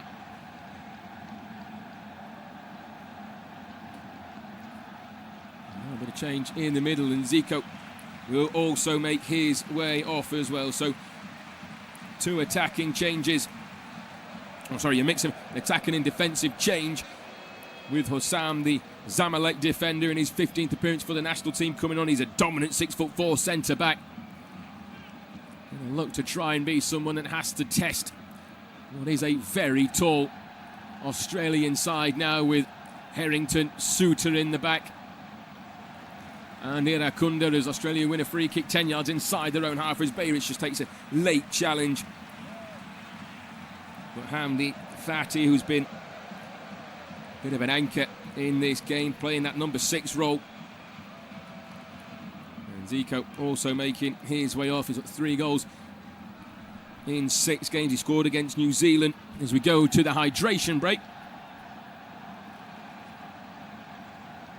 And the other man that did come on was Hussein Hassan, the Real Oviedo man. This is his 5th appearance for the national team, born in Paris. He chose Egypt over France and Tunisia, where he was eligible for. He's a direct winger. He'll try and attack as he's a like-for-like replacement with Zico over on that far side of the pitches. We go to that stoppage. During the first hydration break, we spoke about Australia and how they're trying to turn themselves away from that underdog tag. Well, Egypt, well, they're trying to turn themselves into the side that can actually contribute to this tournament. They dominate in AFCON. They've won it more than anybody else. Their last game against Iran, we've spoken about a few times, full of drama. The early goal from Saber, Mustafa Schubert save. Iran hit the crossbar, the late chaos when Iran thought that Shoja Khalizadeh had won it in stoppage time, but VAR ruled it out for offside. The keeper, Schubert, got very, very, very lucky. He came out and Superman got himself all in a muddle. And thankfully, because he got himself out of the goal, it meant he wasn't the second last man. And 2 defenders meant it was an offside. Iran put themselves 3rd last at that stage. in the third place standings, and then 3 teams after them all got the results which knocked them out of the competition. And that drama at the end will certainly be on show in the remaining 20 minutes of normal time here. Mo Salah chasing history as well as that knockout win. He's 2 goals short of Sam Hassan's Egypt record. And the manager deciding how long Mo Salah might be able to be risking this game. Whenever he's on the pitch, he can provide quality. And he can certainly provide a late goal as well. Australia, they came through the AFC qualifying after a turbulent start under Graham Arnold. A home defeat to Bahrain and a draw to Indonesia triggered a coaching reset before Tony Popovic steadied the campaign and secured direct qualification. Egypt came through CAF qualifying with Mo Salah central to the attack, and Hassan building a side that is cohesive, committed, and usually hard to score against as well, as they try to prove that during this competition. But they have found themselves frail at times as Australia ready. Some reinforcements as well with Ajin Hrustik. The header clears Almelo. Man readying himself on the near side, but we are back underway from the hydration break, and Australia immediately trying to attack down the right-hand side. Challenge goes in, but Australia is still in possession. Whip cross in towards the box, looking for Irakunda, but it's an excellent clearance out again by the Egyptian defence, and now they'll try and counter down this right-hand side. It's with the substitute Hassan just trying to stretch his legs against Babic, but Babic just gets himself in front, puts it out for a throw-in. It stops any counter-attack from the Egyptians. Sam Hassan himself, the coach, tries to get hold of the ball and get Egypt back on in possession. And I wonder what the coaches have been saying during the hydration break. Australia and Popovic has been saying keep on going. He had the momentum. It's the one thing that I think most fans dislike about the hydration break. It's how it can take away from the momentum of a team. It allows a tactical reset for the other. But we've got 18 minutes to go in regular time here. If it's a draw at the end of 90 minutes, it goes to extra time. It's a draw after that, it goes to penalties, which I'm not entirely against after spending about 2 hours looking at every player's penalty stats over the last 2 days. So I don't want them to go to waste. I might just rack through them all at the end of the game if it ends up ending before that anyway, just so they don't go wasted. But here's Egypt trying not to waste the possession themselves. Hafez brings it back in towards the middle, then ships across towards the right-hand side towards Hani. Takes a lovely chest down, and he's got Hassan to support behind him. Finds him and closed down quickly. Tries to pull it on to his left, but there's no one inside the area in red. So finds Hani once again. He cuts the early crossing, comes back out towards the edge of the box, and the short just snaps at it and drags it well wide of the goal. But Egypt in that final third just haven't found the real quality that Australia have had in terms of putting some pressure on. And the Aussies now will be able to make a change with Christian Volpatta making his way off the Sassuolo man. And they'll make 2 changes, in fact, with Irakunda, the Watford forward, also making his way on. And it is 2 striking changes with Arjin Hrustik and Mohamed Toure, the Norwich forward, born in a Guinea refugee camp, raised opposite a football pitch in South Australia from a family full of footballers. He makes his way on to try and add a little bit of quality up front for the Socceroos. They've now made 3 changes in this game to Egypt's 2.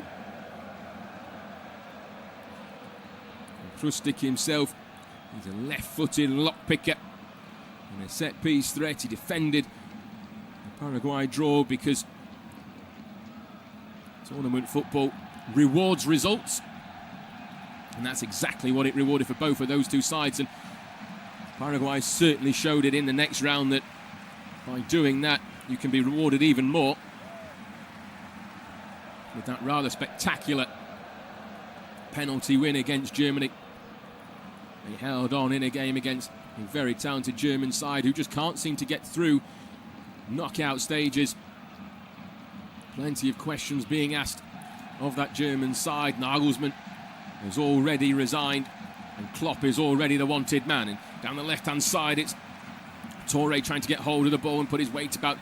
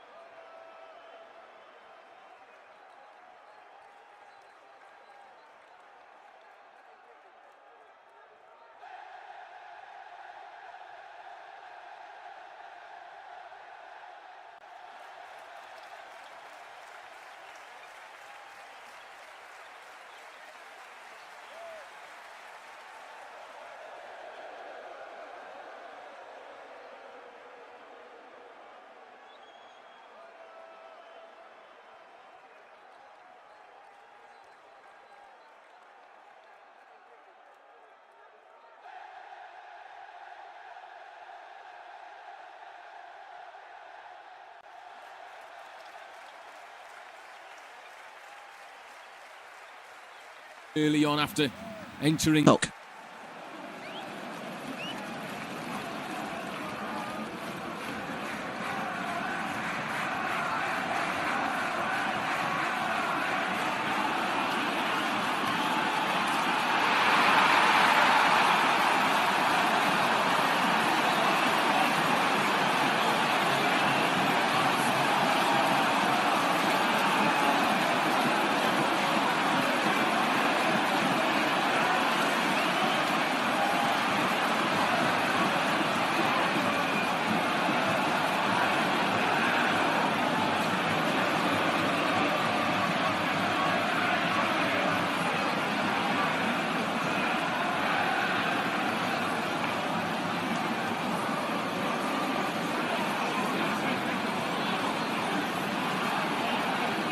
Thank you for listening to FootMob's audio commentary. Be sure to check out player ratings, shot maps and more in-depth info on the match page.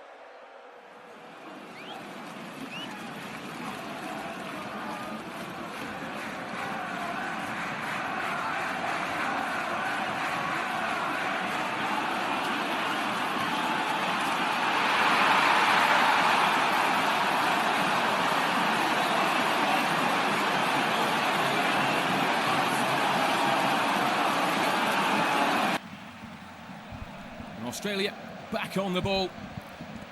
Once again, moving across towards the far side. 12 minutes to go in this game. Still 1-1 between these two sides. Can either find a winner late on in this contest. It's Australia who are showing real quality in this second half and trying to work them way down the right-hand side again, but Hafez steps in and out it goes for an Egyptian free kick as the referee comes across.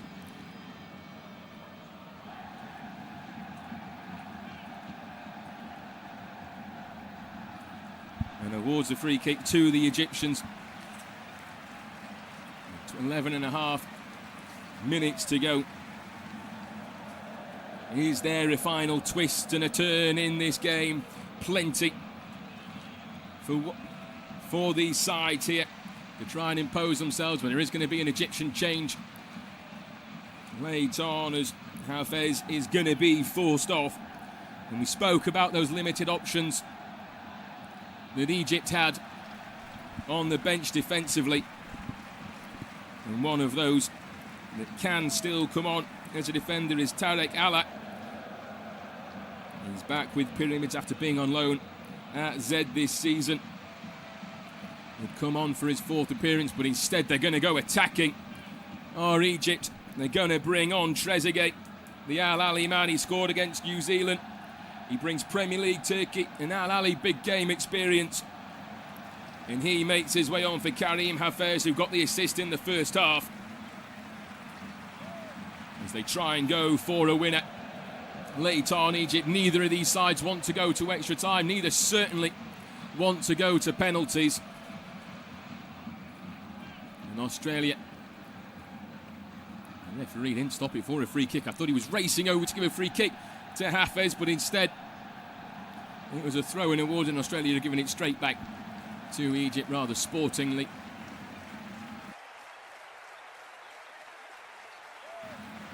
They are just showing a child in the crowd with some earmuffs on, fast asleep in this game, and I'm not too sure it's the game you really want to blink and miss. As he goes down this near left-hand side for Australia, going to win a free kick, edge line just in front of Tony Popovic and the Australian dugout, as we're into the final embers of regular time. And O'Neill has looked threatening every time he stood over the ball from a set piece in this second half. A peach of a ball gave them a leveller.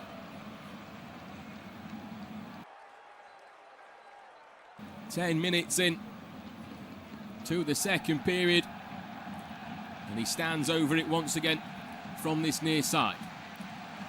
One in the wall as he was floated again towards the far side, looking towards Suter. Managed to get there. Rise highest. It comes back out towards the edge of the area. Can't quite sit down for anyone in gold and green, and then cleared away and hacked forward once more by Australia. In towards Toure, then into Suter, who tried to come in, but he took out a man in the protest, Suter. And he is a big boulder of a centre half. And he just came charging in, the Australian captain, and the Egyptians are crowding around the referee, saying perhaps the referee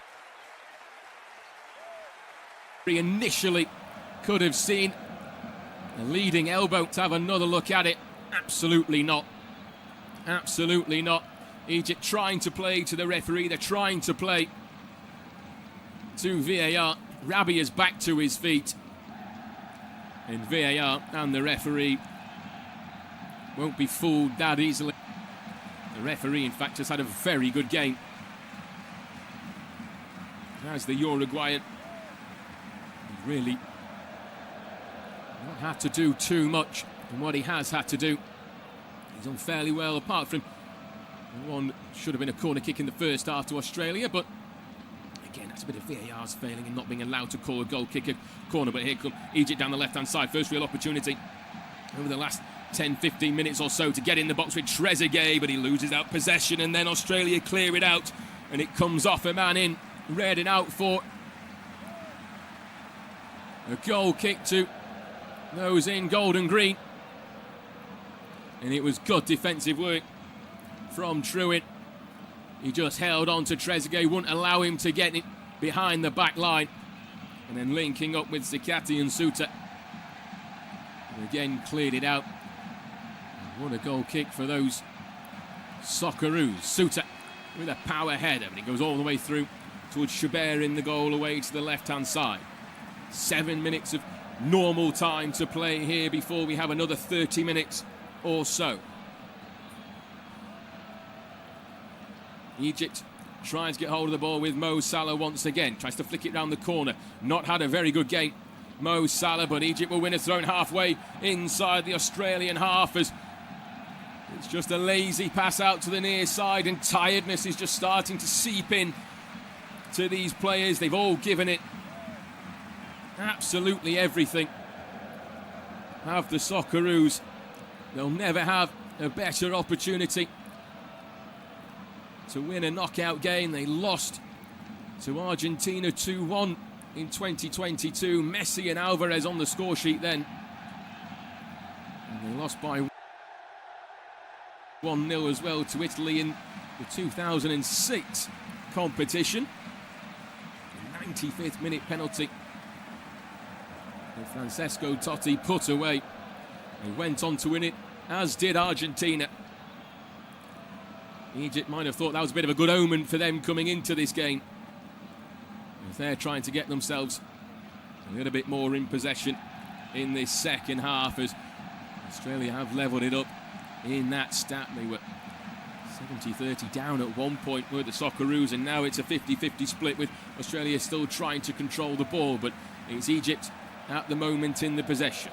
Halfway inside the Socceroos half, moved by a Shaw to Hani, who scored that own goal on this near right-hand side, just lays it a yard or so towards Hassan, trying to do a little bit of trickery and a step over, drives towards the byline to take on Bajic, crossing towards the box towards the far side, goes over the top of everyone and then picked up over on the far side by Ibrahim. His pass back in towards the middle's charged down by Toure, who forces Egypt back to the halfway line once more.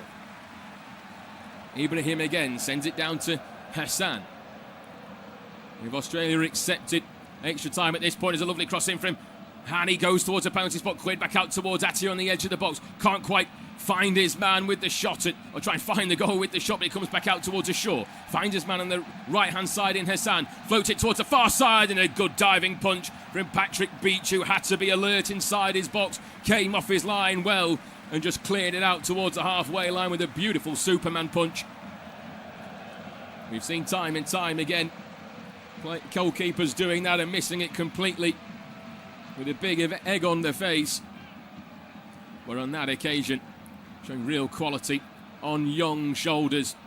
And the 22-year-old goalkeeper whipped in again, this time by Hassan, but cleared out by Australia once more to the halfway line. Now they pick up the second ball with Irvin, just lifts it towards the left-hand side. Lovely little ball through towards the right, and Australia trying to counter-attack late on. Toure making a dart in towards the box. It's over on the far right-hand side, but superb defending. Still with the Aussies, trying to cut it back and eventually hacked away by the Egypt defence. And it was just well played by Australia. It was a beautiful ball laid towards the right-hand side.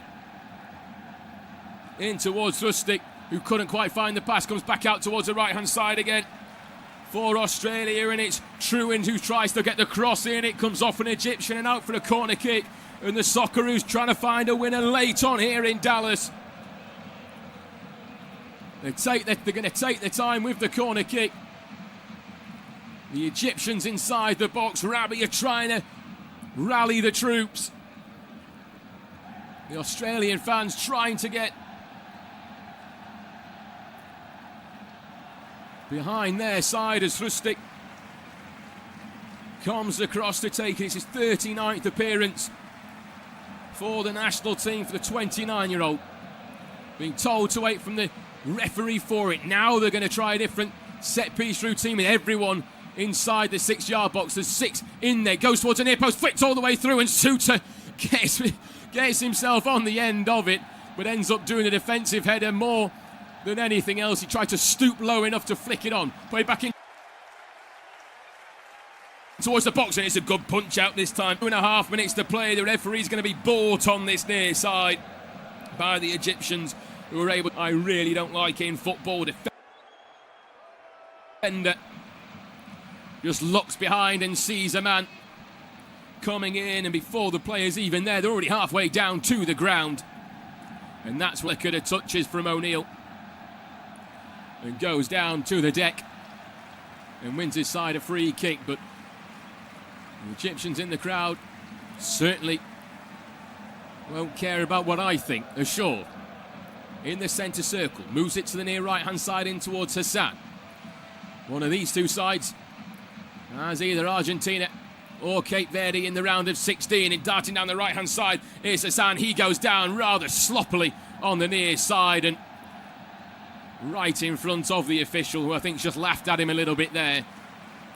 He again felt a slight touch from Bajic, and on this occasion the referee and the linesman aren't going to accept that one, and I'd personally be booking Hassan for that blatant simulation on the right-hand side. If it was in the box, it certainly would have been.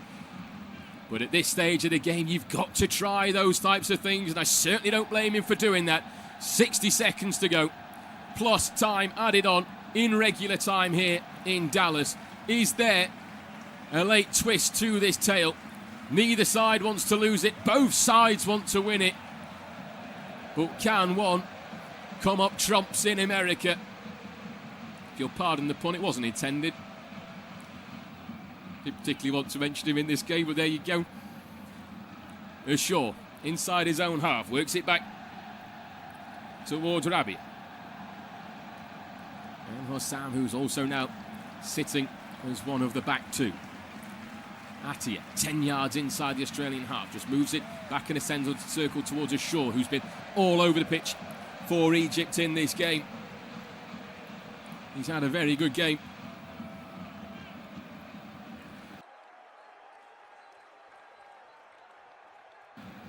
As the midfielder got a goal to his name as well. Equally Atiyah for the Pharaohs as 90 minutes comes up on the clock here. We're waiting for the Swiss fourth official to inform us of how much time will be added on at the end of this game. Lofton towards the left-hand side of the penalty area. It's a lovely little header back, and the Aussie just going to clear it out, and it goes for a corner kick. 5 minutes added on by Sharar. The fourth official, the Egyptians in the stands are praying as they look to the heavens. The Australians look to their pints and go, and hope that that might give them a little bit of liquid luck as well. But it's Marmoush who goes across to the far side of the pitch to take this corner kick. 5 inside the box. Egypt trying not to overcommit late on. They go short towards the left corner of the area. It's floated in towards the box, towards the far side. Bounces over one, bounces over two. Salah just about keeps it in. Moves it across towards this left corner, right corner of the penalty area to Hassan. He tries to float one towards the far side of the box. Takes a flick on. A slip for the Egyptian over on the far side of Hossam, the substitute from Zamalek, and it's cleared out by Australia, and it's Egypt trying to find a winner inside stoppage time. 4 minutes of injury time to play. We've seen late goals go in this competition. Is there going to be one more here? Hassan, he's been lively since he's come on, drives onto that trusty left foot, swings it again towards the far side. One little touch by Trezeguet, but then loses it out as good defensive work from Trewin to get himself between man and ball. Half clears it towards a short on the far side of the pitch. Tries to look up, but there's Trewin once again. Excellent defending from the right back who's come on. And he's been under plenty of pressure down that left-hand side of the Egyptian attack. As the red and whites come again. Hani on the right-hand side, back towards Hassan. He's got 2 Australian players for company.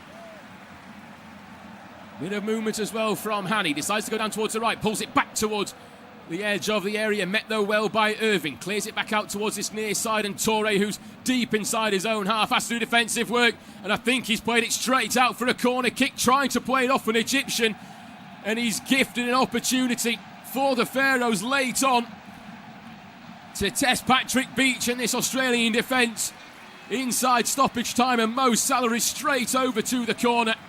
The Egyptian captain, he's not thinking about a goal for himself at this stage of the game. Hassan is short on the edge, on the right corner of the penalty area once more. Australia have finally seen it. Now Salah might look to put it in towards the box. They've very rarely done that from corners. He has done on this occasion, towards the edge of the 6-yard box. Suter gets there highest, just goes high in the air and then cleared out by Irving. Down towards Mo Salah. First touch is a good one. Pulls it back towards Atiyah. Returns it in towards Salah. First time cross towards the 6-yard. It's a lovely ball in, and what a save! That is from Beach. And that is why the 22-year-old is between the sticks for the Socceroos. What a ball from Mo Salah. Met beautifully in the box. Patrick Beach was going one way, the ball was going another, and his outstretched left hand, a strong left hand, just puts it over the top of his own bar. And that could well be the saviour for Australia. It's Marmoush who puts it in. Suter with the clearance out. Mo Salah with the volley. And it's straight into the hands of Beach once more. And from a stunning save to a meat and drink catch. What a moment for the young 22-year-old. He's kept 2 clean sheets in his competition so far. It was a beautiful ball in from Salah on a button for Rabia charging in. And the centre half, who's done that a few times with the head late on for the Egyptians. I'm sure when he connected, he thought that that was going to be the moment. But what a save from this goalkeeper, who may still have plenty to do in this game. Into the final 60 seconds on the edge of the area. Atiyah trying to just snap at it, but runs into plenty of Australian defenders. That wall is standing strong so far late on. And unlike the game against Iran, it's Egypt trying to find the winner. Australia clearing out with 30 seconds to go as stoppage time. Everyone is nervous here. I'm nervous and I'm English for both of these two sides. One of them will make history and one of them will have earned it. Because what a 90 minutes this has been between two sides that are equal on paper. They're equal in stature. They're equal in rankings as well. But here's Mo Salah, who's by far and away the best player on the pitch and has one of the best careers. Moves it towards the near side, and what a deflection again from Souttar, this time getting a block in. The captain in the dying seconds of the game. It was pulled back towards Hassan, who tried to go for it with his weak peg, and Souttar was there, and that's the end of regular time. And what a 90 minutes, and what an end that is to that game, this game here in Dallas. A first half which showed both sides' best and worst qualities under the immense pressure, led to an entertaining 45. Egypt took the lead early for the second game running after a set piece on the left was blocked by Irving. The second cross that came in from Hafez was met by Ashaw, who peeled off his man and knocked it into the bottom right-hand corner of Beach's goal. Australia hit the bar through Volpato and tested Chaubert through Bajic, but couldn't find a level before the break despite growing into the game. To go down at half-time with Egypt leading by a goal to nil. The second half, within seconds, Omar Mamouche should have given Egypt a bit of breathing room.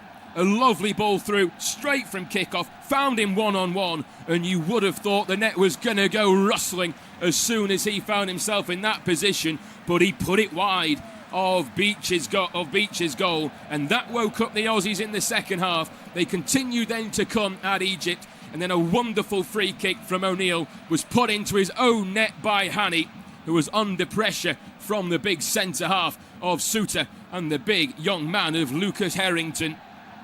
It was then end-to-end in this game, both sides trying to go for it, putting everything on the line, and then right at the end, Mo Salah's ball into the box, picked out Rabiot, whose header looked destined for the back of the net, before a fine save from Patrick Beach going the wrong way, with a big, strong left hand to put it over the top of his own crossbar. And at the end of regular time, Australia won, Egypt won, and we go to extra time. Excuse me, grab yourself a drink, because there's still plenty to go in this game. I'm just going to have a quick 10-second break while I try and catch my breath from that end.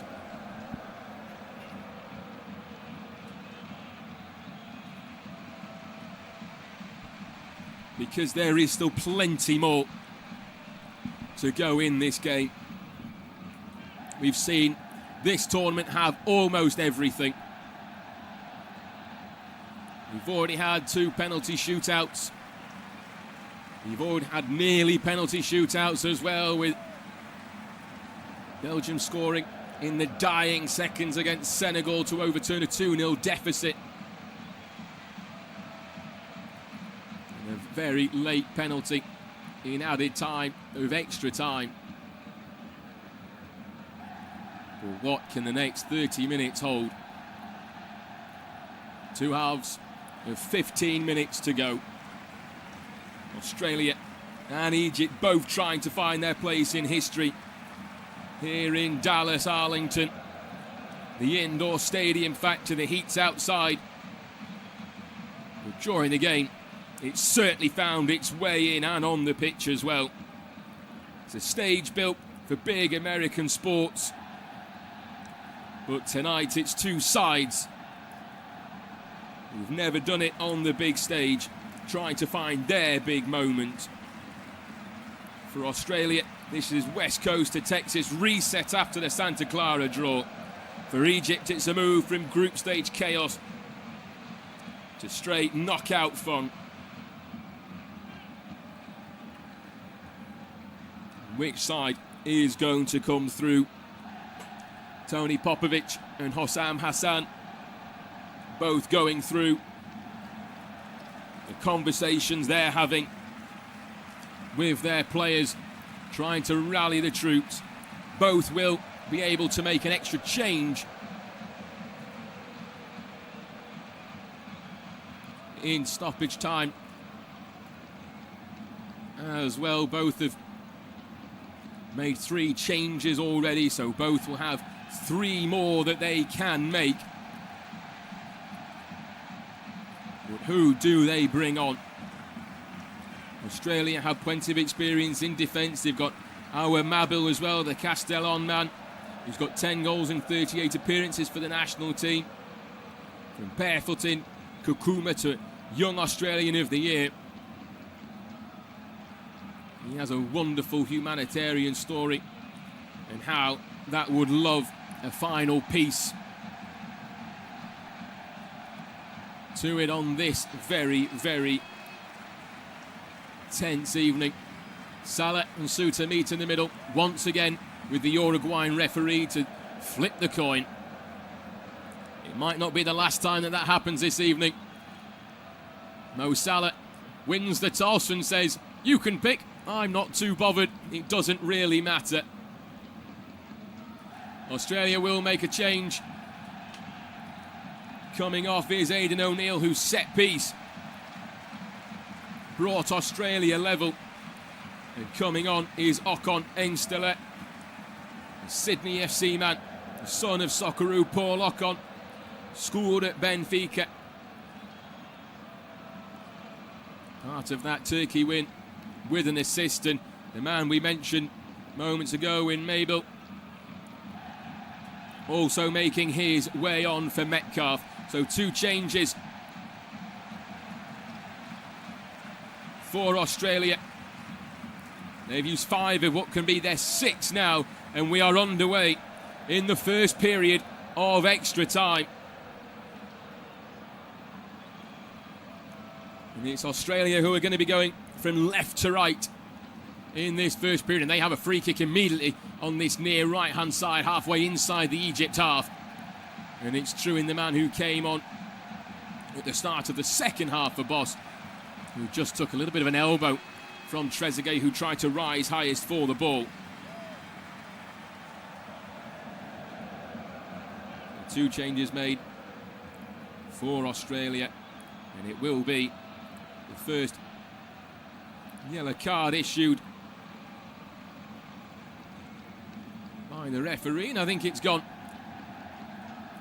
to Hossam Hassan on the near side for his protestations on the challenge. I'm not too sure he could have had too much to actually protest about in that one. The Egyptian coach, it was a leading elbow that went in, and a yellow card issued nonetheless by the referee. But with no O'Neill on the ball, it's left to the substitute Mabil. Mabil to stand over it, puts it in towards the centre of the Egypt box, cleared back out towards this near right-hand side. Mabil back on the ball again, a little flick round the corner, returns it back towards the man who's just made his way on. He tries to feed it in towards the penalty area, but good recovery work from Rabia to just get across ahead of Hrustic, who was charging in from the middle of the box towards the right-hand side. 1-1 between these two sides. 2 minutes gone in the first period of extra time. Egypt on the ball with the very lively Hassan. Flicks it towards Trezeguet, who takes a nice little touchdown. Tries to drive towards the byline, but runs into a bit of traffic and comes back towards the shore. Trying to take on Truin once again, who stands strong. So forces Egypt back towards the centre circle and in towards Hossam. Over towards the far side now. In towards Mo Salah. Just coming back to try and get hold of the ball a little bit more than he was able to in the opening 90 minutes, and it's a couple of minutes of that of regular time when he got hold of it. Egypt all of a sudden started to do something, but also with this man Hassan, they found something. Comes out towards the right hand side in towards Salah, and he puts it over the top of the bar on the half volley. It just managed to squeeze its way through to him. Hassan tried to put the cross in. It was Suter who got the header down. Bit of a 50p that ended in towards Mo Salah. And over the years, you would have backed him to have tucked that away from the angle. But on that occasion, he couldn't challenge Beach in the goal. And it's a let-off for Souttar and a let-off for Australia as well. As Souttar sends it towards Trewin on the near touchline. Rabiot wins the first header, but then it falls to an Australian defender again in Trewin on the near right-hand side. He'll just put it down into the corner, and down goes Shaw once again, who's won that same free kick he's done a couple of times in this game. Just puts himself between the ball and Toure, and then flops onto the ground, and the linesman right in front of him obliges by giving a free kick, and he gives a wry smile as he gets back to his feet. And the 28-year-old scored against Belgium, scored today. Egypt's roaring number 10.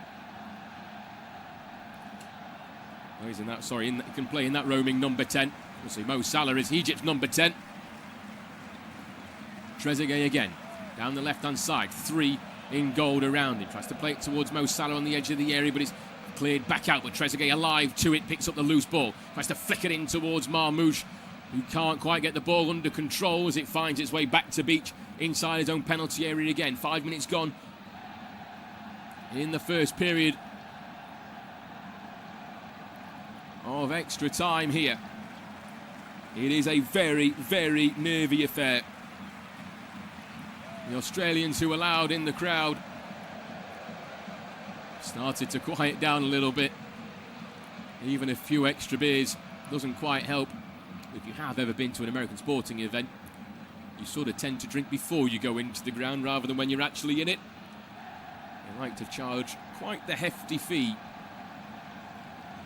for an alcoholic beverage, or even just a beverage in general, in fact. I went over to Florida a few weeks ago, and there it was quite expensive as well. But they love to put on a show. They're going to try and show us in the final with that 30-minute half-time break, which again, not a big fan of.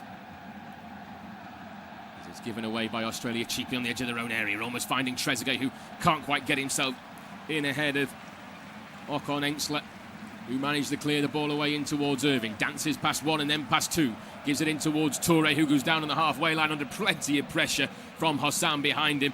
And the referee will pull it back for a free kick for a foul on Irving moments ago. 1-1 here then. You can watch this game through your local network provider. They'll bring you the pictures, we'll bring you the sound. And listening to an independent studio-based off-tube commentary of this round of 32 game. And what a game it has been between these two sides. They're giving it their all, leaving absolutely everything on their pitch. Whatever happens, both can be proud of how they have performed. As tiredness slowly starts to seep in. Bejic almost gives the ball away, but it's recovered on the halfway line by those in gold and green once again. It's pushed over to the far side by Okon Enxler, down in towards the edge of the area, in towards Bejic, trying to turn and run past two, and ran into a brick wall that was Mohamed Hani. Bejic is saying he left an elbow in on his right side of his head, but it was more of just a coming together. Good defending from Hani in the end there. And it's been excellent defending really from both sides, with both teams trying to go from it. Rabiot at the back, an Al Ahly Academy product in Egypt, now plays for Al Ain. He's been a trusted 2025 regular under Hossam Hassan. He brought that then into the African Cup of Nations in 2026, to which Egypt lost on penalties in the third place playoff to Nigeria. They won't want it to go to penalties, Egypt. Their recent record isn't one that we'll want to look at. They've lost 4 in a row. They've had 13 in total. In Australia, have the best penalty shootout record. in the competition. Now the best penalty shootout of any side in the competition who's been involved in more than one. Their last came in a qualifying playoff in 2022. And they beat Peru 5-4. Matty Ryan was the keeper on that day, but he's watching on from the sideline so far. There's still plenty of time to go before we have to deal with a potential penalty shootout as Egypt tries to put a cross in from the box, into the box from the far side, but it's a poor one from Hassan on that occasion and goes out for a throw in to Australia, level with the edge of their own penalty area. We've got 6.5 minutes to go inside the first half of extra time. Trewin comes across to take the throw.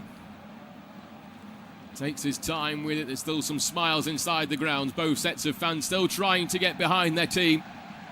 It's all you can do, really. Egypt still have a few potential changes to make, to which Hossam Hassan might be waiting to see whether it goes to penalties or not. Saber can certainly be one that steps up. Zizou always puts himself forward. Abdelmonem, who was injured from the last game, is always one that steps up as well. Mo Salah, of course, but he's missed his last 2 penalties for the national team. So there's so many choices that need to be made between now and the end of the game, unless the players on the pitch can take away any difficult decision that Popovic and Hassan might have to make on the touchline. It's with the number 12, Hassan, over on the far side of the pitch. Pulled back and played in towards the box, flicked on towards the left-hand side and then cleared out for a throw-in again to Australia.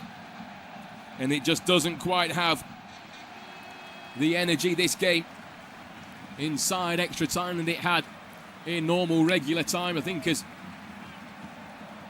the game does start to get to the very final embers, we might see one of these two sides going for it just like we did in 90 minutes. Toure tries to link up with Okon Ensler. Australia win the ball back, but the referee gives a free kick Egypt's way. Just over 10 yards inside the Australian half, right in the middle of Shaw once again. Over the last 15 minutes of the game time or so, has spent a little bit more time on the deck than he has on his feet. But he's doing the job that Egypt need him to do, and that's keeping possession with the Pharaohs. Over on the far side with Hassan. He's got 2 in gold for company. Pulls it back towards Hani, who's through ball, looking towards Mo Salah's a poor one, and goes out for a goal kick. And the Australians under a little bit of pressure now. Egypt holding on to the ball. Australia just sitting back, inviting that pressure onto them. It's flicked around the corner by Trewin, tries to retrieve his own pass, manages to get the second ball and does ever so well. It's then sent down the right-hand side. It just about goes out. Mabil was trying to get hold of it. It looks like a little bit of a tight one, but it was right over the top of the head of the Uruguayan linesman on this near side. And I think he may have just got the right decision there or thereabouts. As Egypt have the ball and will come again. Ibrahim moves it across towards the far side of the pitch. Hassan comes inside his own half to get hold of the ball once again. Just over 3 minutes to play in this first period of extra time. Atia, who's been excellent in this game, moves it in towards Trezeguet. Returns it back towards Atia, who switches the play towards the far right-hand side and towards Hani. Certainly proved me that he's fine to continue after going down in what looked like a really awkward challenge. The long-range effort comes in, but it's very, very wide by Shaw. He looked up, he saw the lights, and then almost hit the corner flag. And between Atia and Hassan, they're causing Australia a little bit of trouble over the last 20 minutes or so. Hassan in particular, since he has come on. Atia controlling the midfield.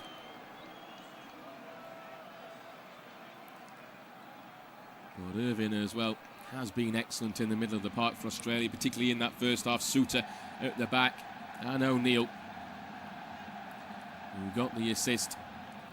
It came off Hani's head moments after he looked to be out cold for a moment or two. On the pitch, he was quickly rushed into the recovery position. Fair play to the Egyptian players for might not necessarily had to have done it, but you never know. It's better to be safe than sorry. As a wild ball from Australia just goes forward and out for a goal kick again. Rabia trying to get on with it quickly as he just plays it off the pitch back to his goalkeeper in Mustafa Shobet. His 13th appearance in the goal for the national team. As Egypt try to come again with the ball. 60 seconds plus stoppage time to go in this fixture.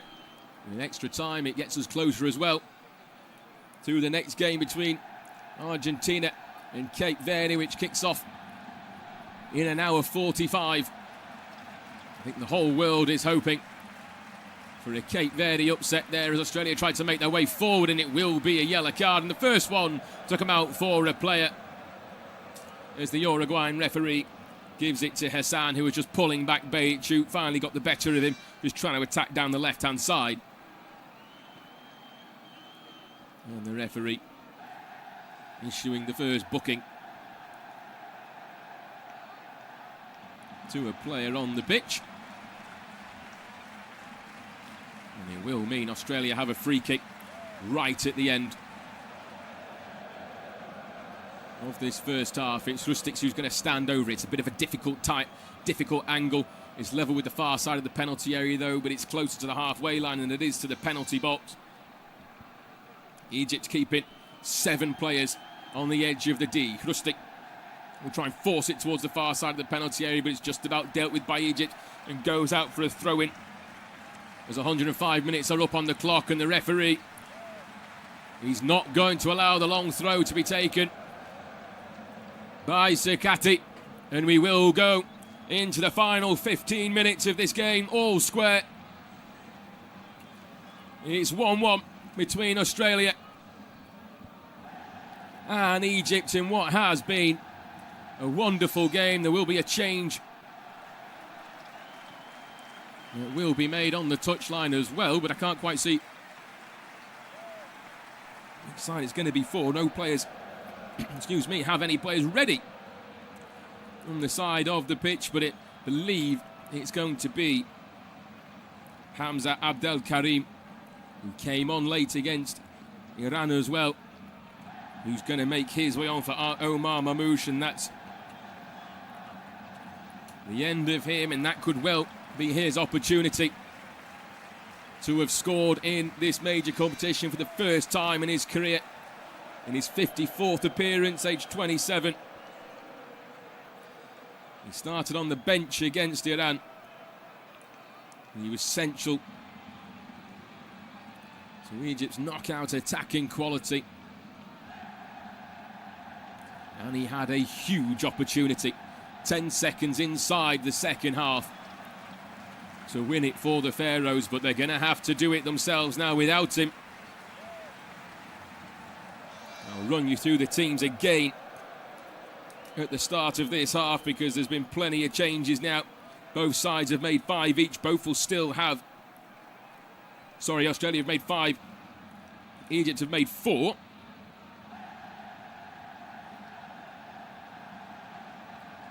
And Abdel Karim, who's recently moved from Al Ali to the Barcelona B team, the 18-year-old. They're calling him the Egyptian Haaland. He's a prospect. He's a teenage body-to-body, box-to-box option. You can get him in the box as well. You can tell this game's going on later.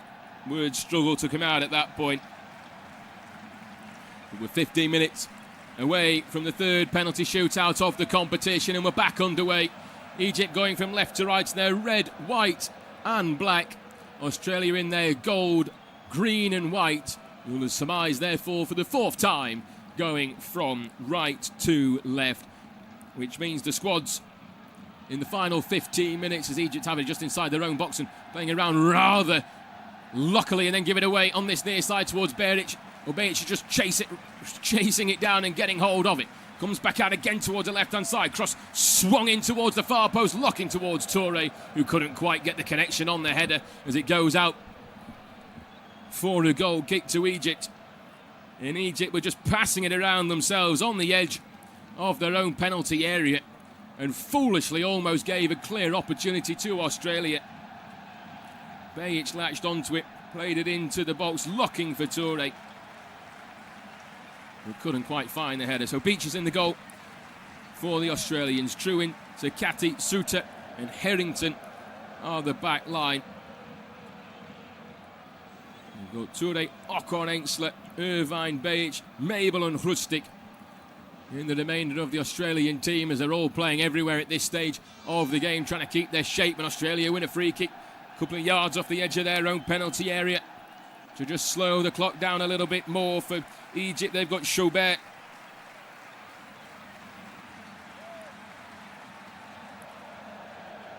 In the goal, Hani, Rabia, Atiyah Ashore, Salah, Abdel, Maguire for Sam, Trezeguet, Abdel Karim and Haissim Hassan as well. All on the pitch for this second half of extra time. We'll try and work out exactly where everyone's playing. Mo Salah has moved from the right-hand side back into the middle once again. It's frantic on the pitch, it's frantic tactically as well for both of these two sides with just 12 and a half minutes to go. There are tired legs on this pitch in the round of 32. It's going to be a memorable night for one of these two sides. It's going to be heartbreak for the other. Touré down the right-hand side just tries to fizz it across the box, looking across that corridor of uncertainty, but just couldn't keep it down. And frankly, there was nobody even close to being there to tuck it home. Even the closest man, Hrustic, was just coming in off the edge of the penalty area. Maybe he was going for goal, not too sure of it, as a short sweeps it clear. Poor first touch in the middle allows Egypt to pick up the loose ball. An equally poor clearance again in towards the middle gives Australia possession, but Mo Salah goes down inside the centre circle and wins a free kick again as he punches the floor in frustration. And he wasn't able to get away and find the pass. It's a slight pull on his right arm as he tried to tuck it through the legs of Mabel. But a cross came. The Australian. Ocon Ainsler to take him out. Hassan down the right-hand side in towards Ashore. Pulls it back a little bit more central, looking for the opportunity. Ramati, who goes for goal. Oh, it almost took a wicked deflection on the way through. And Beach stayed onto his feet. And thank God he is, because he was almost in absolute no man's land. Beached, if you will, in the wrong direction. Atiyah took strike, looking for the bottom right corner. It came off the standing foot of Suter. And almost wrong-footed. Beach in the goal. Now it's the opportunity for Australia to attack down the left-hand side. Played in towards the middle again, looking for Hrustic, who can't find the return pass. And it's cleared back out to Mo Salah, who's forced to the ground by Harrington, and the referee will pull it back for another free kick taken quickly, but the referee says rolling ball. 11 minutes to go. Now we're starting to see both sides going for it. It can't be won in that opening 15 minutes of injury time. It can in the second. Well, technically it could. Well, we want to be sort of pedantic, but I think you get the point. Comes out towards Hani on this near side. I only say that because I would be the person that's pedantic to question it, to be fair. Hani pulls it down towards the near side again towards Hassan. Been excellent since he's come on in that second half. Really given some vigour to the attack of Egypt as his cross just comes off a man in goal, though comes back off him. And Australia just about clear the lines for a throw to Egypt on this near side. Taken quickly in towards Hassan, but the referee not too sure what he's pulled it back for, whether Hani was part way onto the pitch or not, but it still will be an Egypt throw. Takes it anyway and finds Atiyah in the middle. Pulls it back again towards Ibrahim. Moves it across towards Hossam. Over to the far side again towards Hafez. Back again in the middle towards Ibrahim. Keeps it moving towards this right-hand side. 1-1 is the scoreline. You can watch this game through your local TV provider. And I'll bring you the sound of this game here in Dallas. One of these two sides will be delirious in Dallas. Could be the name of a song. Maybe I'm going delirious. Atiyah plays it towards the edge of the D. Tries to find Abdel Karim. Can't quite wiggle it free and find the turn going in towards the area. Man goes down for Egypt, but the referee in a good position to wave it away. Pass out, can't find Toure. And Egypt get hold of the ball once again, and they're looking the most likely to find a goal inside the final 9 minutes of extra time here. Working it away towards Mo Salah on the right-hand side. Overlap comes in from Hani. Mo Salah comes it back to the left in towards Shaw, who goes for goal, and Souta's there once again. The goalkeeper flailing towards the right-hand side, but Souta, the big man, has been an absolute brick wall in front of goal and denies Egypt and Shaw another goal. And before this tournament, Shaw had played 29 games and hadn't scored. And he's looking for his third and second in the game as Mo Salah's ball in from the corner was almost perfect in the 6-yard box. Dealt with well, though, by Australia. Back towards Mo Salah by Atiyah down the right-hand channel. He's got one for company. Standing off, Hassan breaks it down to the right-hand byline once again, and his cross is blocked by Irvin and out for another corner kick.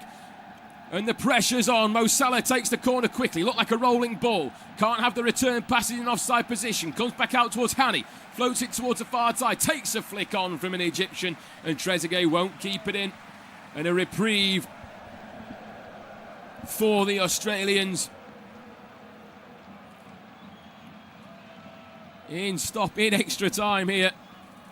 I think I am going a little bit delirious as this game goes on. But with 7.5 minutes to go, we could still well have the nervous tension of a penalty shootout. Neither side wants that. I think every neutral does. There's got to be another goal or penalties in this game. Mo Salah driving from the right-hand side, forces his way into the area, skips past one down the right, and then a superb block that comes in again from the Australian defence. They're getting bodies back in numbers. It's heroic from the Socceroos. Mo Salah showing glimpses of his pass there, just dancing between four on the right-hand side of the penalty area. Just couldn't quite squirm it past the on-rushing defence that came in back in numbers. Salah tries to play the corner towards the near post. Poor one from him on that occasion. Comes back out towards Atiyah. Sends it higher than Bob Marley towards the edge of the area once more, but the highest man inside the ground, height-wise, Souta gets under it. On the first instance, out towards Trezeguet on the far side. Tries to shuffle it towards his right and put a cross in. Now Australia can try and counter-attack over on the far side with Mobile, but he doesn't have anyone for company and turns back rather sensibly to get the Socceroos on the ball and to try and set the tempo over the next 60 seconds at least or so. As momentum was swinging further into Egypt's favour. As Mo Salah tries to chase down Harrington, who goes back towards his keeper. Nice little flick over towards the right-hand side for Australia once again. Just inside their own half with Sakati. Sends it down the right-hand channel towards Shrewin, who's running ahead of Osam, and he's furious that Shrewin on the far side. He thought he had a corner kick. The linesman gives a goal kick. And once again, with the rule that's come in, just give a corner kick and let VAR decide if it's a corner or not. It's a silly rule that works one way but not the other. So if that's the case, just give a corner, you can never get them wrong. Loose pass in towards the middle, intercepted well by Hani halfway inside his own half. 5 minutes to go before that penalty shootout. We saw late drama the other night between Belgium and Senegal with a penalty in the 123rd minute of that game. Is there another twist here? Hassan racing down the right-hand side, pulls it back again, and it's another superb tackle from Harrington. He's catching the eye of Barcelona, and he's catching the eye of those in the crowd as well, with a beautiful last-ditch tackle on the edge of the 6-yard box. Hassan dancing through two on the right-hand side, breaking towards the byline, looking for the cross again. As we have a brief stoppage, as another ball on the pitch, Mo Salah will come across just to get it out. And now he's getting the ball and the game back underway again. Sends it to Atia, plays it into Mo Salah's in a bit of a better angle, but just like his previous one, it's a poor one. Comes back out to him rather fortuitously though, and he gets hold of the ball on the third attempt. Australia can't clear the lines. 4 minutes to go in this game. All hands on deck for Australia, and it's all attack for Egypt. The ball comes in, whipped in from deep, and it goes all the way out for a throw in on the opposite side of the pitch, and you can just feel the energy going out of the Egyptian players there. Australia make their way over nonchalantly to the far side of the pitch. They've got to be a little bit quicker. You don't want to give a throw-in away here. The referee, the Uruguayan's got to start counting down soon against the Socceroos. It's 6:30 in the morning on the east coast of Sydney. The Australians are waking up. They've probably been awake all night, to be honest with you. I imagine the pubs are still open. But they're waking up to potentially see their side hope to make history here with Mobile down the left-hand side, trying to cut it onto his right, goes down under the challenge, and what an opportunity this is. Hani left his leg in on Mobile. And Australia have a free kick 2 yards off the edge of the penalty area in a really good shooting opportunity. It was a lazy leg from Hani. He gave away an own goal 10 minutes into the second half, and now he's given a free kick away. Heads are in hands from the fans in the stands. Sound like Dr. Seuss for a moment. But there's three standing over it. Don't think Suter's going to be the one to take it. But Mobile and Rustic are the men that one of them will be trusted with this. What tends that you see in games like this, you start to see the children crying at some point. There will be tears for one of these two sides. 3 in the wall. Mobile looks like he's going to take it. On his right, straight into the wall though, as Shaw just sticks out a right leg, and that's a really poor free kick given the circumstances. Really poor from the substitute. The runner went away. Moved away from it. In came the second runner in substitute, Ocon Ensler. He ran over the ball, he left it for Mobile, but it's a long throw from Sakati from the left-hand side, floated in looking towards Suter. Managed to get hold of the ball, but the referee also gives a free kick to Egypt to take it about 10 yards further forward. The referee's happy to allow play on, and Egypt just give it out. Back to Australia for a throw-in on the near side. And with frantic football tends to come sloppy football as well. There will be a change here, and there'll be a goalkeeping change as well. As Patrick Beach makes his way off for Matty Ryan of Levante. It's his 4th major tournament, his 105th appearance. He watched Schwartz's 2005 Uruguay heroics as a teenager, and now he could add the next chapter in Australian history. He's been in this picture many times.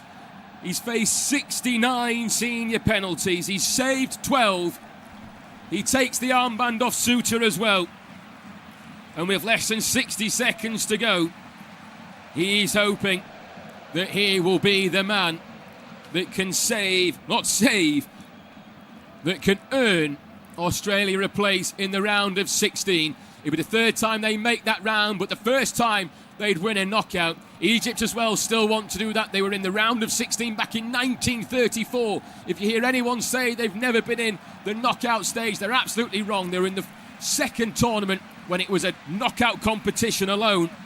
They've waited 92 years, lost 4-2 on that occasion against Hungary, when Hungary were pretty elite. As a free kick goes Australia's way. Yasser goes into the book for Egypt as the 120th minute is on the board here. And there'll be another change as well. It's going to be penalty. Changes. Sabet will make his way on. I'm surprised He didn't go with Zizou. He's always been excellent to bear 1 for 1 when he's taken penalties. Zizou 3 for 4. He tends to step up first when Mo Salah isn't available, but he's not going to be able to on this occasion. And Atia, who hasn't taken a penalty for his national team, makes his way off. That will draw the clock down, but Australia have a free kick. 15 yards off the left-hand side of the penalty area. Is there a final twist in the tail? Will these changes even matter if Mobile can put a cross in here? From the left-hand side, floated towards the far side of the box. The header comes down inside the area, flicked through, and it finds its way comfortable to Chaubert. And it was almost drama again at the end of an Egypt game. The ball gets rolled out towards the near side. The referee stops the play. I don't think he's called an end to time just yet. There was a coming together inside the penalty area between Karkati. I can't see who's down for Egypt.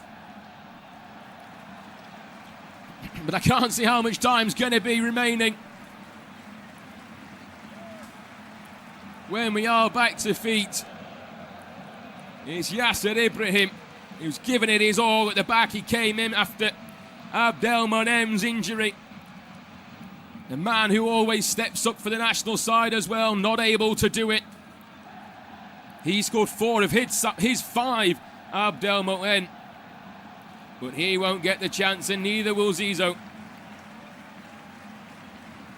So there will be players who have only taken 1 or even none that will take them. And we go to penalties here in Dallas. The nerves continue as time continues. It's finished 1-1 after extra time of what an enthralling game of football this has been between two very, very even sides. The first half which showed both sides' best and worst qualities under the immense pressure of the round of 32, which led to an entertaining 45. Egypt took the lead early for the second game running after a set piece on the left was blocked by Irving. The second cross by Hafez from the right-hand side was met by Ashford, who peeled off his man and knocked a beautiful header into the bottom right corner of Beach's goal. Australia hit the bar through Volpato and tested Chaubert with Bejic, but couldn't find a leveller before the break as they were growing into the game. Omar Marmoush should have given Egypt a second and some breathing room, 10 seconds into the start of the second half, when he was set free after 2 passes from the kickoff. He found his way behind the back line and spurned it past the bottom left-hand corner of Beach's goal. Hearts were in mouths, and that opened opportunities for the Socceroos. And then 10 minutes later, a free kick from the left from O'Neill, put on a button to Hani, or on a button to Suter, and he just flicked off the top of Hani's head instead and into the back of his own net.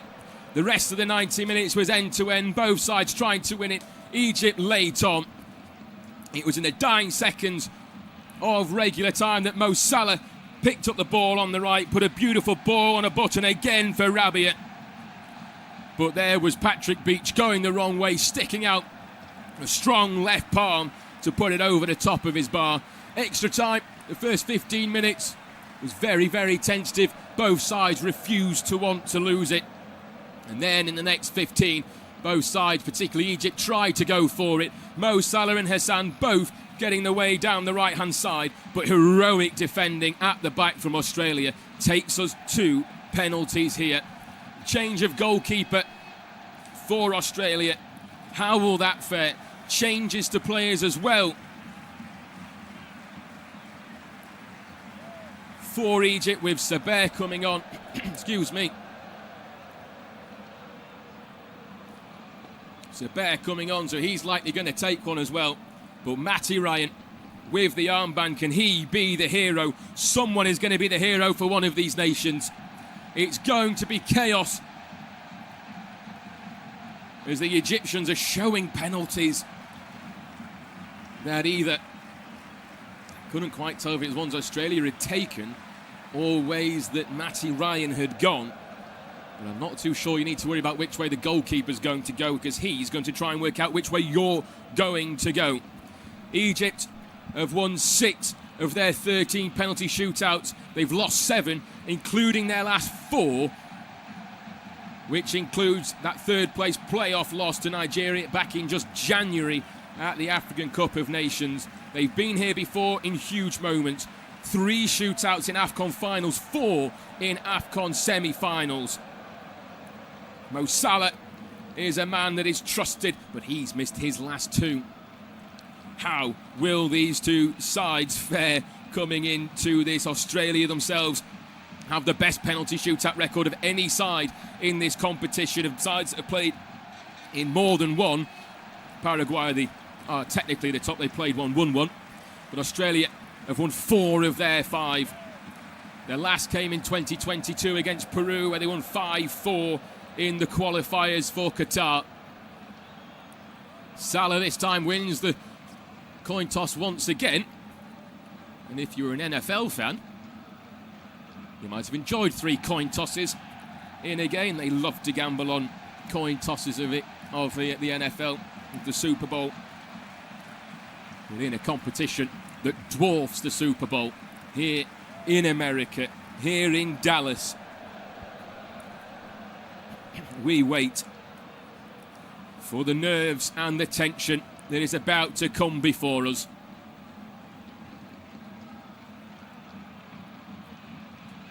Matty Ryan has his water bottle. He has his instructions. He hasn't played a minute of football in this competition so far. Well, until he came on at the final minute. But no Matthew Leckie, who has won them a shootout before for Australia. And they faced against the side in their 5. The team that they played against have missed 2 on all but 1 occasion. Only Japan haven't done it. And it will be Australia to go first. And it will be Harry Souttar, who had the captain's armband.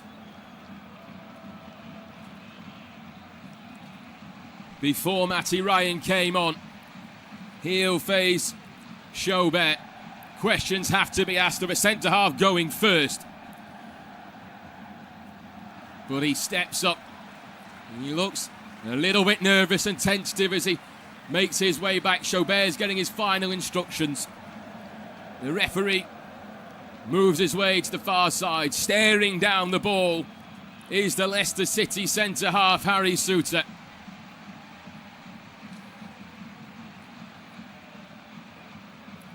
Steps up, right-footed over the top of the bar. And that's what happens when you play your centre-half first in a penalty shootout. And Harry Souttar blazes it high, wide and not very handsome into the stands behind the goal. And it's advantage Egypt. He didn't look confident stepping up. Why he's taking the first penalty ahead of strikers on the pitch, ahead of players who can step up first. That is a question that has to be asked. And then the man coming up for Egypt is Chaubert. He scored his only penalty he's taken for the national team. He came on for this moment.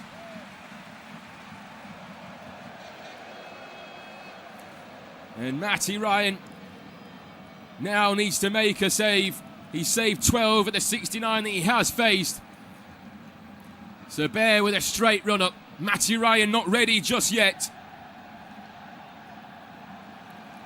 But to give Egypt the advantage here in Dallas. Saber moves across to the left-hand side, steps up, and it's got into the back of the net, but for a moment it looked like Matty Ryan was going to get there. He moved across to his right-hand side early, but just couldn't stretch out enough. But Egypt have the advantage and lead after 1 each by 1-0. And the nerves, they now settle in for everybody here. Maybe lifted ever so briefly. Jackson Irvine, the St. Pauli captain, steps up next for the Socceroos. It's not quite desperation station yet to score from the spot. But a miss certainly gives Egypt some hope. Egypt had missed 3 of their last 13 opening penalties, not on this occasion. Irvine steps up, beautiful penalty, sends the keeper the wrong way. And that's the cool, calm and collection you want from the Sao Paulo man. He's the heartbeat of this side. He scored 14 in 86. It'll be his last ever competition, and that could be his last ever touch for the national team on the major stage. And it gives them a bit of hope and a bit of life once more. But up steps the other centre-half this time. It's Rami Rabia. He has taken a penalty before and he has scored it for the national team. Against Matty Ryan. To keep Egypt in front. The centre-half's had an excellent game. Matty Ryan goes from post to post just to try and put Rabia off a little bit more. But right-footed. The centre-half sends the keeper the wrong way, and it's a tidy finish from the centre-half. The keeper goes right. It's not the best of penalties, but it's done the job, and it keeps Egypt in front after 2, leading 2-1.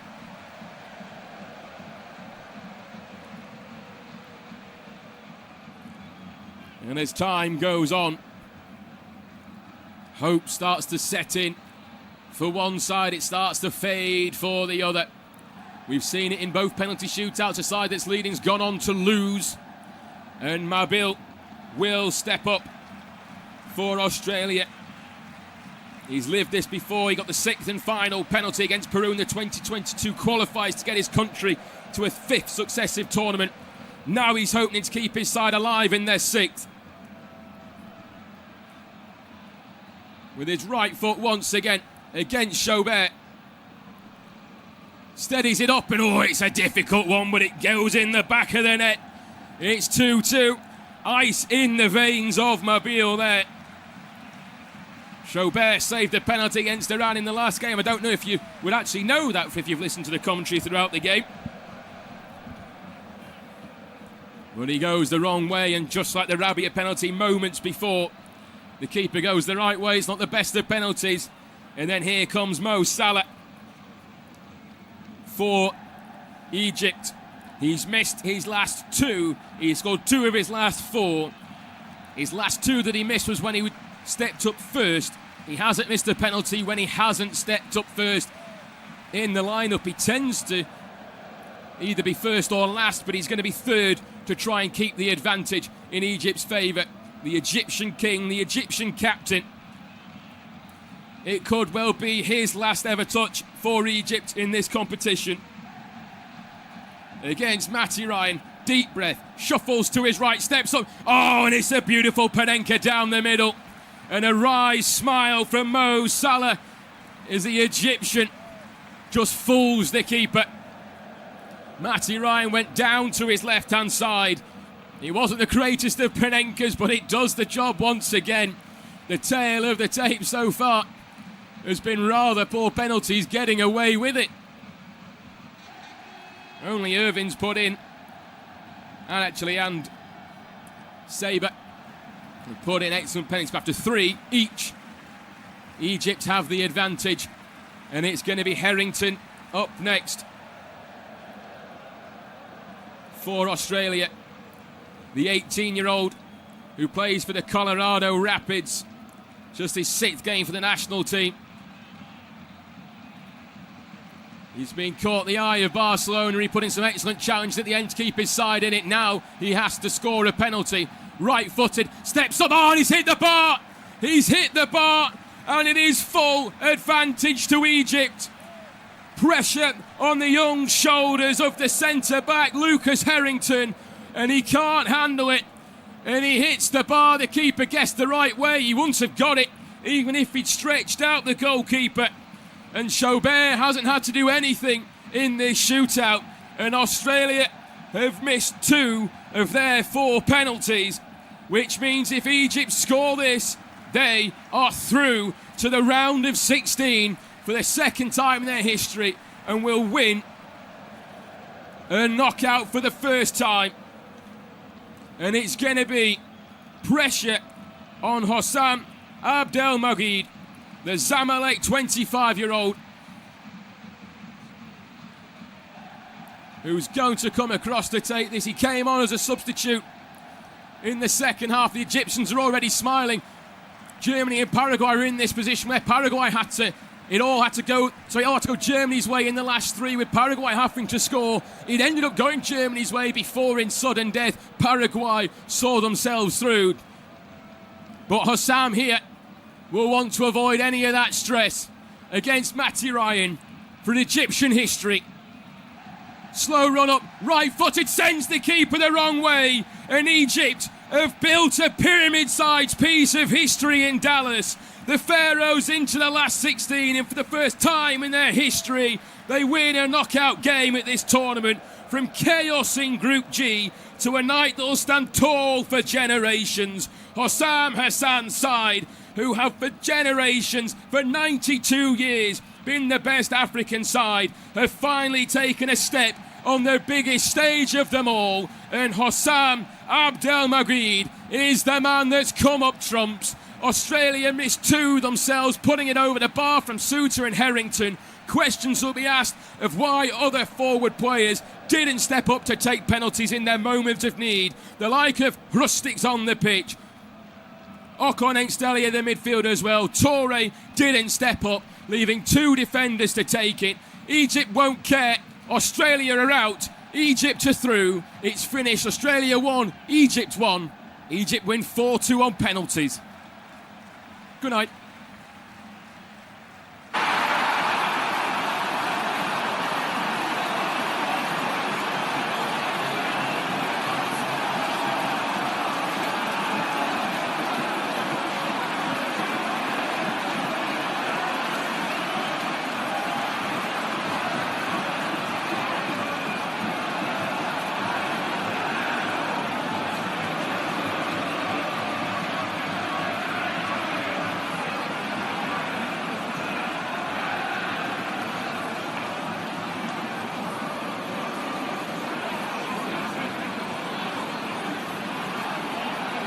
Thank you for listening to FootMob's audio commentary.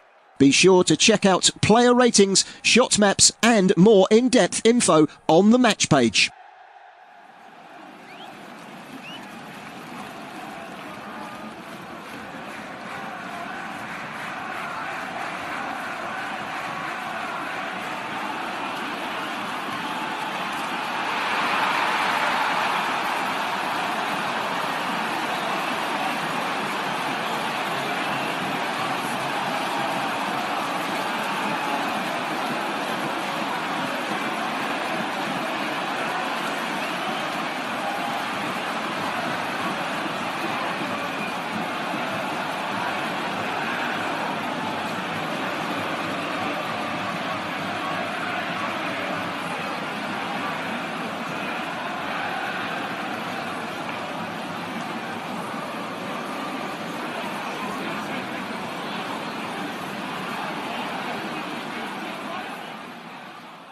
Remember to check out FootMob's social channels on Facebook, Instagram, Twitter and TikTok.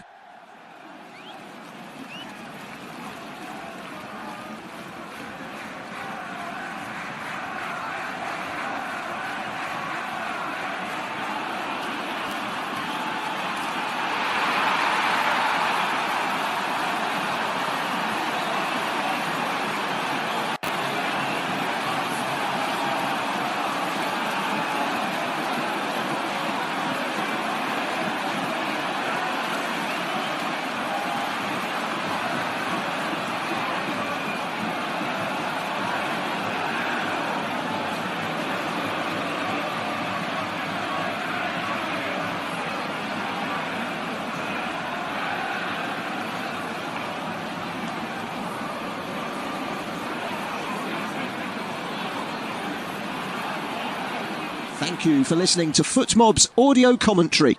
Be sure to check out player ratings, shot maps and more in-depth info on the match page.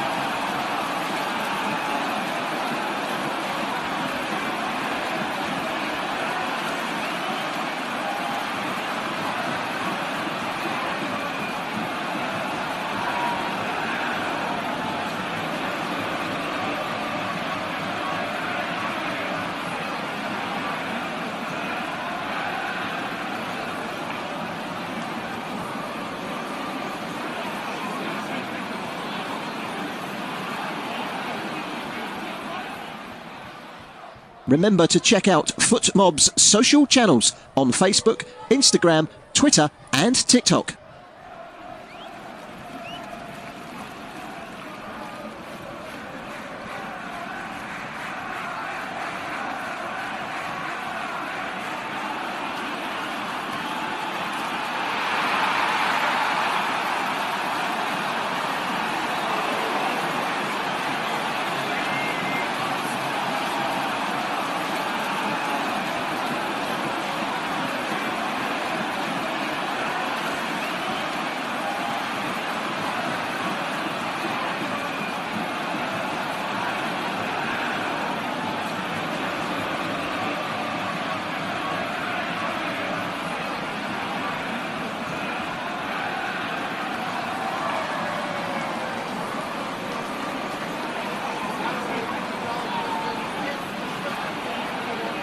Thank you for listening to FootMob's audio commentary.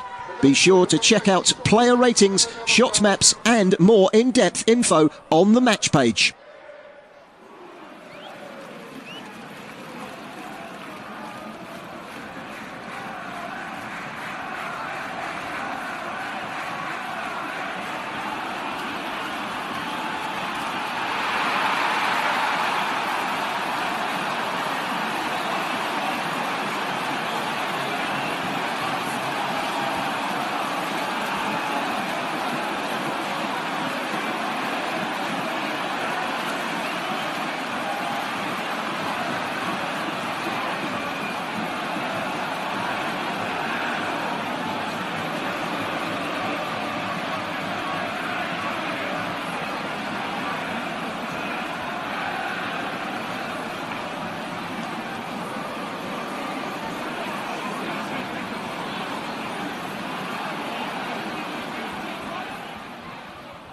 Remember to check out FootMob's social channels on Facebook, Instagram, Twitter and TikTok.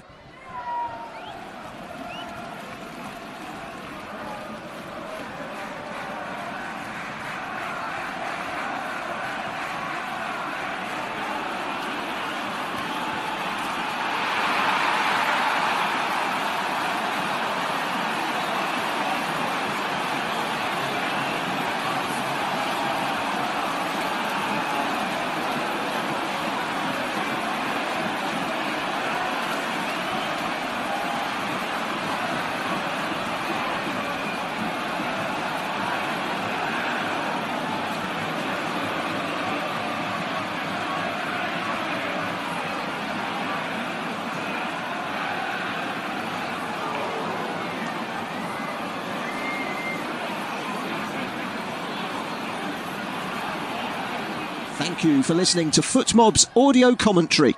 Be sure to check out player ratings, shot maps and more in-depth info on the match page.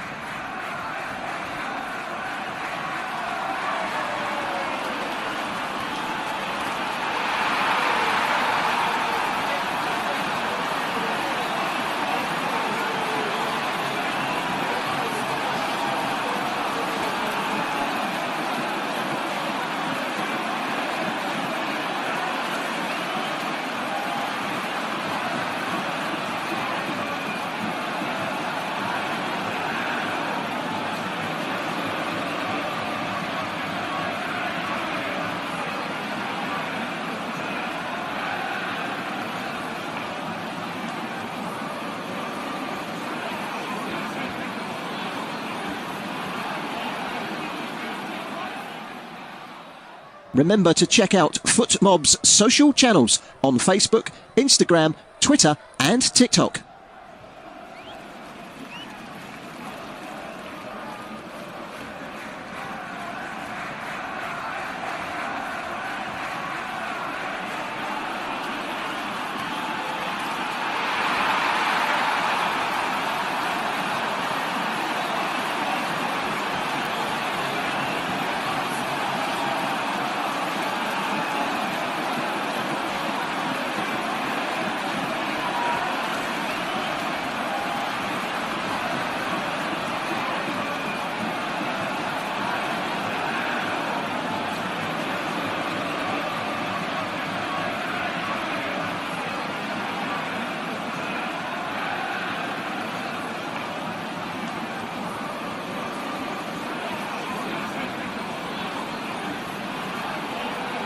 Thank you for listening to FootMob's audio commentary.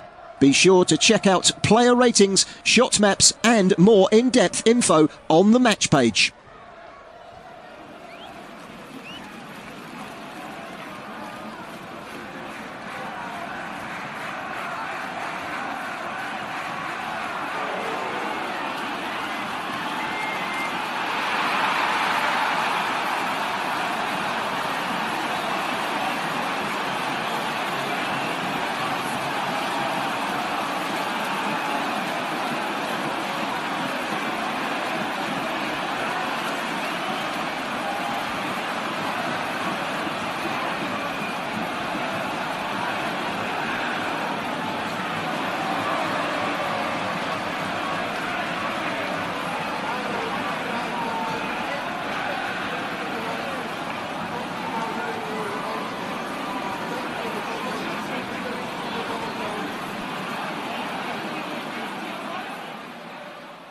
Remember to check out FootMob's social channels on Facebook, Instagram, Twitter and TikTok.